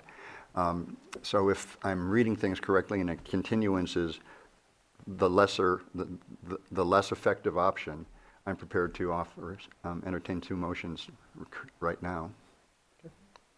Okay. I move that the Planning Commission find that the potential impacts associated with this project cannot be mitigated to less than significant through the implementation of the mitigated negative declaration IS 20-16 submitted by Nina Star Farms, Nina Star LLC, for the property located at 23180 Shady Grove Road, Middletown, APN 014-00616, will have a significant effect on the environment, and that the Planning Commission not adopt initial study IS 2016 with the findings listed in the staff report dated October 24, 24. Second. All in favor? Aye. Aye. All opposed? Motion passes. I further move that the Planning Commission find that the major use permit UP 20-14 applied for by Nina Star Farms, Nina Star LLC, on property located at 231180 Shady Grove Road, Middletown, APN 014-00616, does not meet the requirements of Section 51.4 and Article 27 of the Lake County Zoning Ordinance, and that the major use permit not be granted based on the findings and subject to the conditions included in the staff report dated December 12, 2024. Second. All in favor? Aye. Aye. All opposed? Motion passes. Note, the applicant or any interested person is reminded that the zoning ordinance provides for a 7-day calendar day appeal period. If there's a disagreement with the Planning Commission, an appeal to the Board of Supervisors may be filed. The appropriate forms and applicable fee must be submitted prior to 5 p.m. on or before the 7th day following the Planning Commission's decision on this matter. Thank you. Thank you. Thank you, bless you. Yep. And moving on to our next item, item 7, non-timed items. Seeing none, department update. Thank you. I have 2 items for the department update. First, First, we do have an upcoming Planning Commissioners Academy, March 5th through 7th. This is going to be put on by the League of California Cities, so this is a good one that I think would be very valuable for our commissioners. I am going to give you a packet with information. I don't think their exact classes have come in yet, but it would be great for all commissioners to attend, especially the new ones. And additionally, we're checking to make sure we have funding in the budget, because it would be great if you'd stay out there where the meeting is going to be held, because in my experience, the networking that you get from meeting and talking to other planning commissioners is extremely valuable. So we'll hand those out. When you say out there where? Santa Rosa. Santa Rosa. Yeah. It's at the Hyatt Regency Sonoma in Santa Rosa. The League of California Cities, I can personally vouch for the quality of their training opportunities. Very helpful. And I'm pretty sure that it's going to be led by Institute for Local Government, which is the same organization that produces the Planning Commissioner's Handbook. Secondly, I do have a plaque I'd like to commemorate our outgoing planning commissioner, John Hess from District 1. It has been a huge honor, privilege, and beneficial experience working with Mr. Hess for the last few years. He demands excellence in the quality of our staff reports. He's pragmatic. I've appreciated his understanding of governmental processes and how things work together, and his willingness to make hard decisions, both in support of what staff recommends and against, with good reasons. It'll be super hard to fill this position, and so I think you'll all join me in appreciating him. Thank you, John.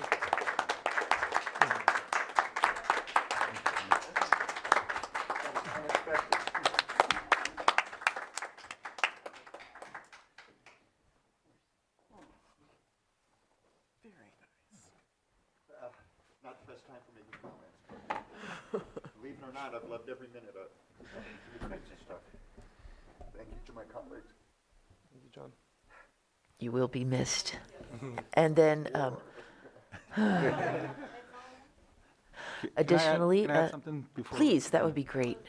I definitely want to thank you, John, for all the experience, the leadership you brought to the commission, your commitment, your ethics, and all areas of this part of the commission.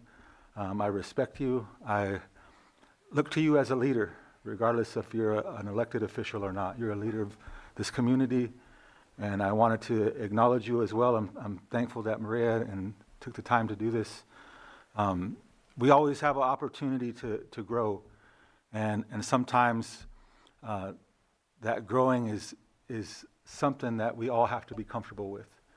And as a lifelong resident of Lake County, and I'm looking big picture in terms of our history, it's been a struggle to grow. And so when I see opportunities for growth, I embrace them. And there's still plenty of work to do. There's still plenty of work for all of us to do, even outside of this capacity. And so I want to thank you for everything you've offered.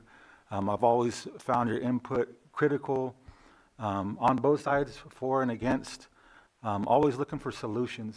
And I like to be a person of solutions as well. And so I want to thank you for that dedication and that leadership you extend to us as a commissioner. And it's going to be greatly missed. And my hope is, and I said this when one of the previous commissioners left, who was here for quite a few years, please stay involved. And he was like, I'm done with this. And so my hope is that you will continue to follow and provide feedback and comments to anything that's happening, because it'll be well respected. And I look forward to what your venture is after this. And I would love to stay in contact with you. And as you take this new journey, doesn't mean you have to go. I want you to stay around and continue to give everything you have to make our community better. So thank you. Thank you, Leo. And anyone else, feel free to help me with this department update. Yeah, just a few words for John. Since I joined the Planning Commission, John was there, and he was that leader. I saw leadership in him, and I saw a lot of wisdom, and it made me a lot more confident in being here in the Planning Commission as well. So thank you, John, for being a part of of my Planning Commission career. Thank you.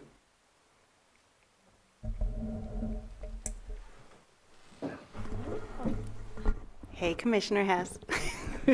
So I just wanted to say that I have learned a tremendous amount that's invaluable. The information that you have provided, the overview of projects. As planners, sometimes we get stuck and we can't get past certain issues. And then you come in with this great overview of, well, this is this and this is why. And it's a redirection, and it's an effort that I would not have been able to notice in some of my projects had you not been able to provide that insight. I'm going to miss you terribly, as well as the rest of the staff. We are so grateful for the opportunity that we've had with you and look forward to seeing what you do in your future. Thank you for your time with us. I'll echo that and everything else that everyone said. When I reflect on my time previously in 2017 and then coming back to the county, I was really happy to still see you on the commission, serving our community. And truthfully, have just made us all better planners for everything that you do catch in the perspective, as Mary and everyone else has noted, even when we're in the hot seat and are feeling a little uncomfy sometimes. It really has made us better planners. So thank you for that. We'll miss you. High praise.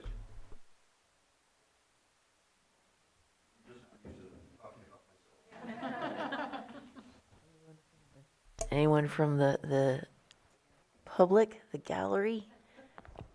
I would like to say, John, I'm going to miss you. I have watched you over the last 8 years mentor, and you do it with just such integrity, and it's an inspiration.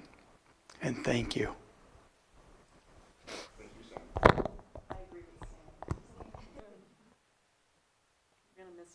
Yeah, lots of dittos are coming from the gallery here, so thank you so much, Commissioner Hess. Very nice send-off. I really do, really appreciate it. Everything all of you do. You have made a significant positive impact on our community with your time. And now that we've made him cry, I'm done with my department update. I want to thank everybody, and we'll hand out those academies as soon as we adjourn. We adjourn the meeting at 12:51. Thank you.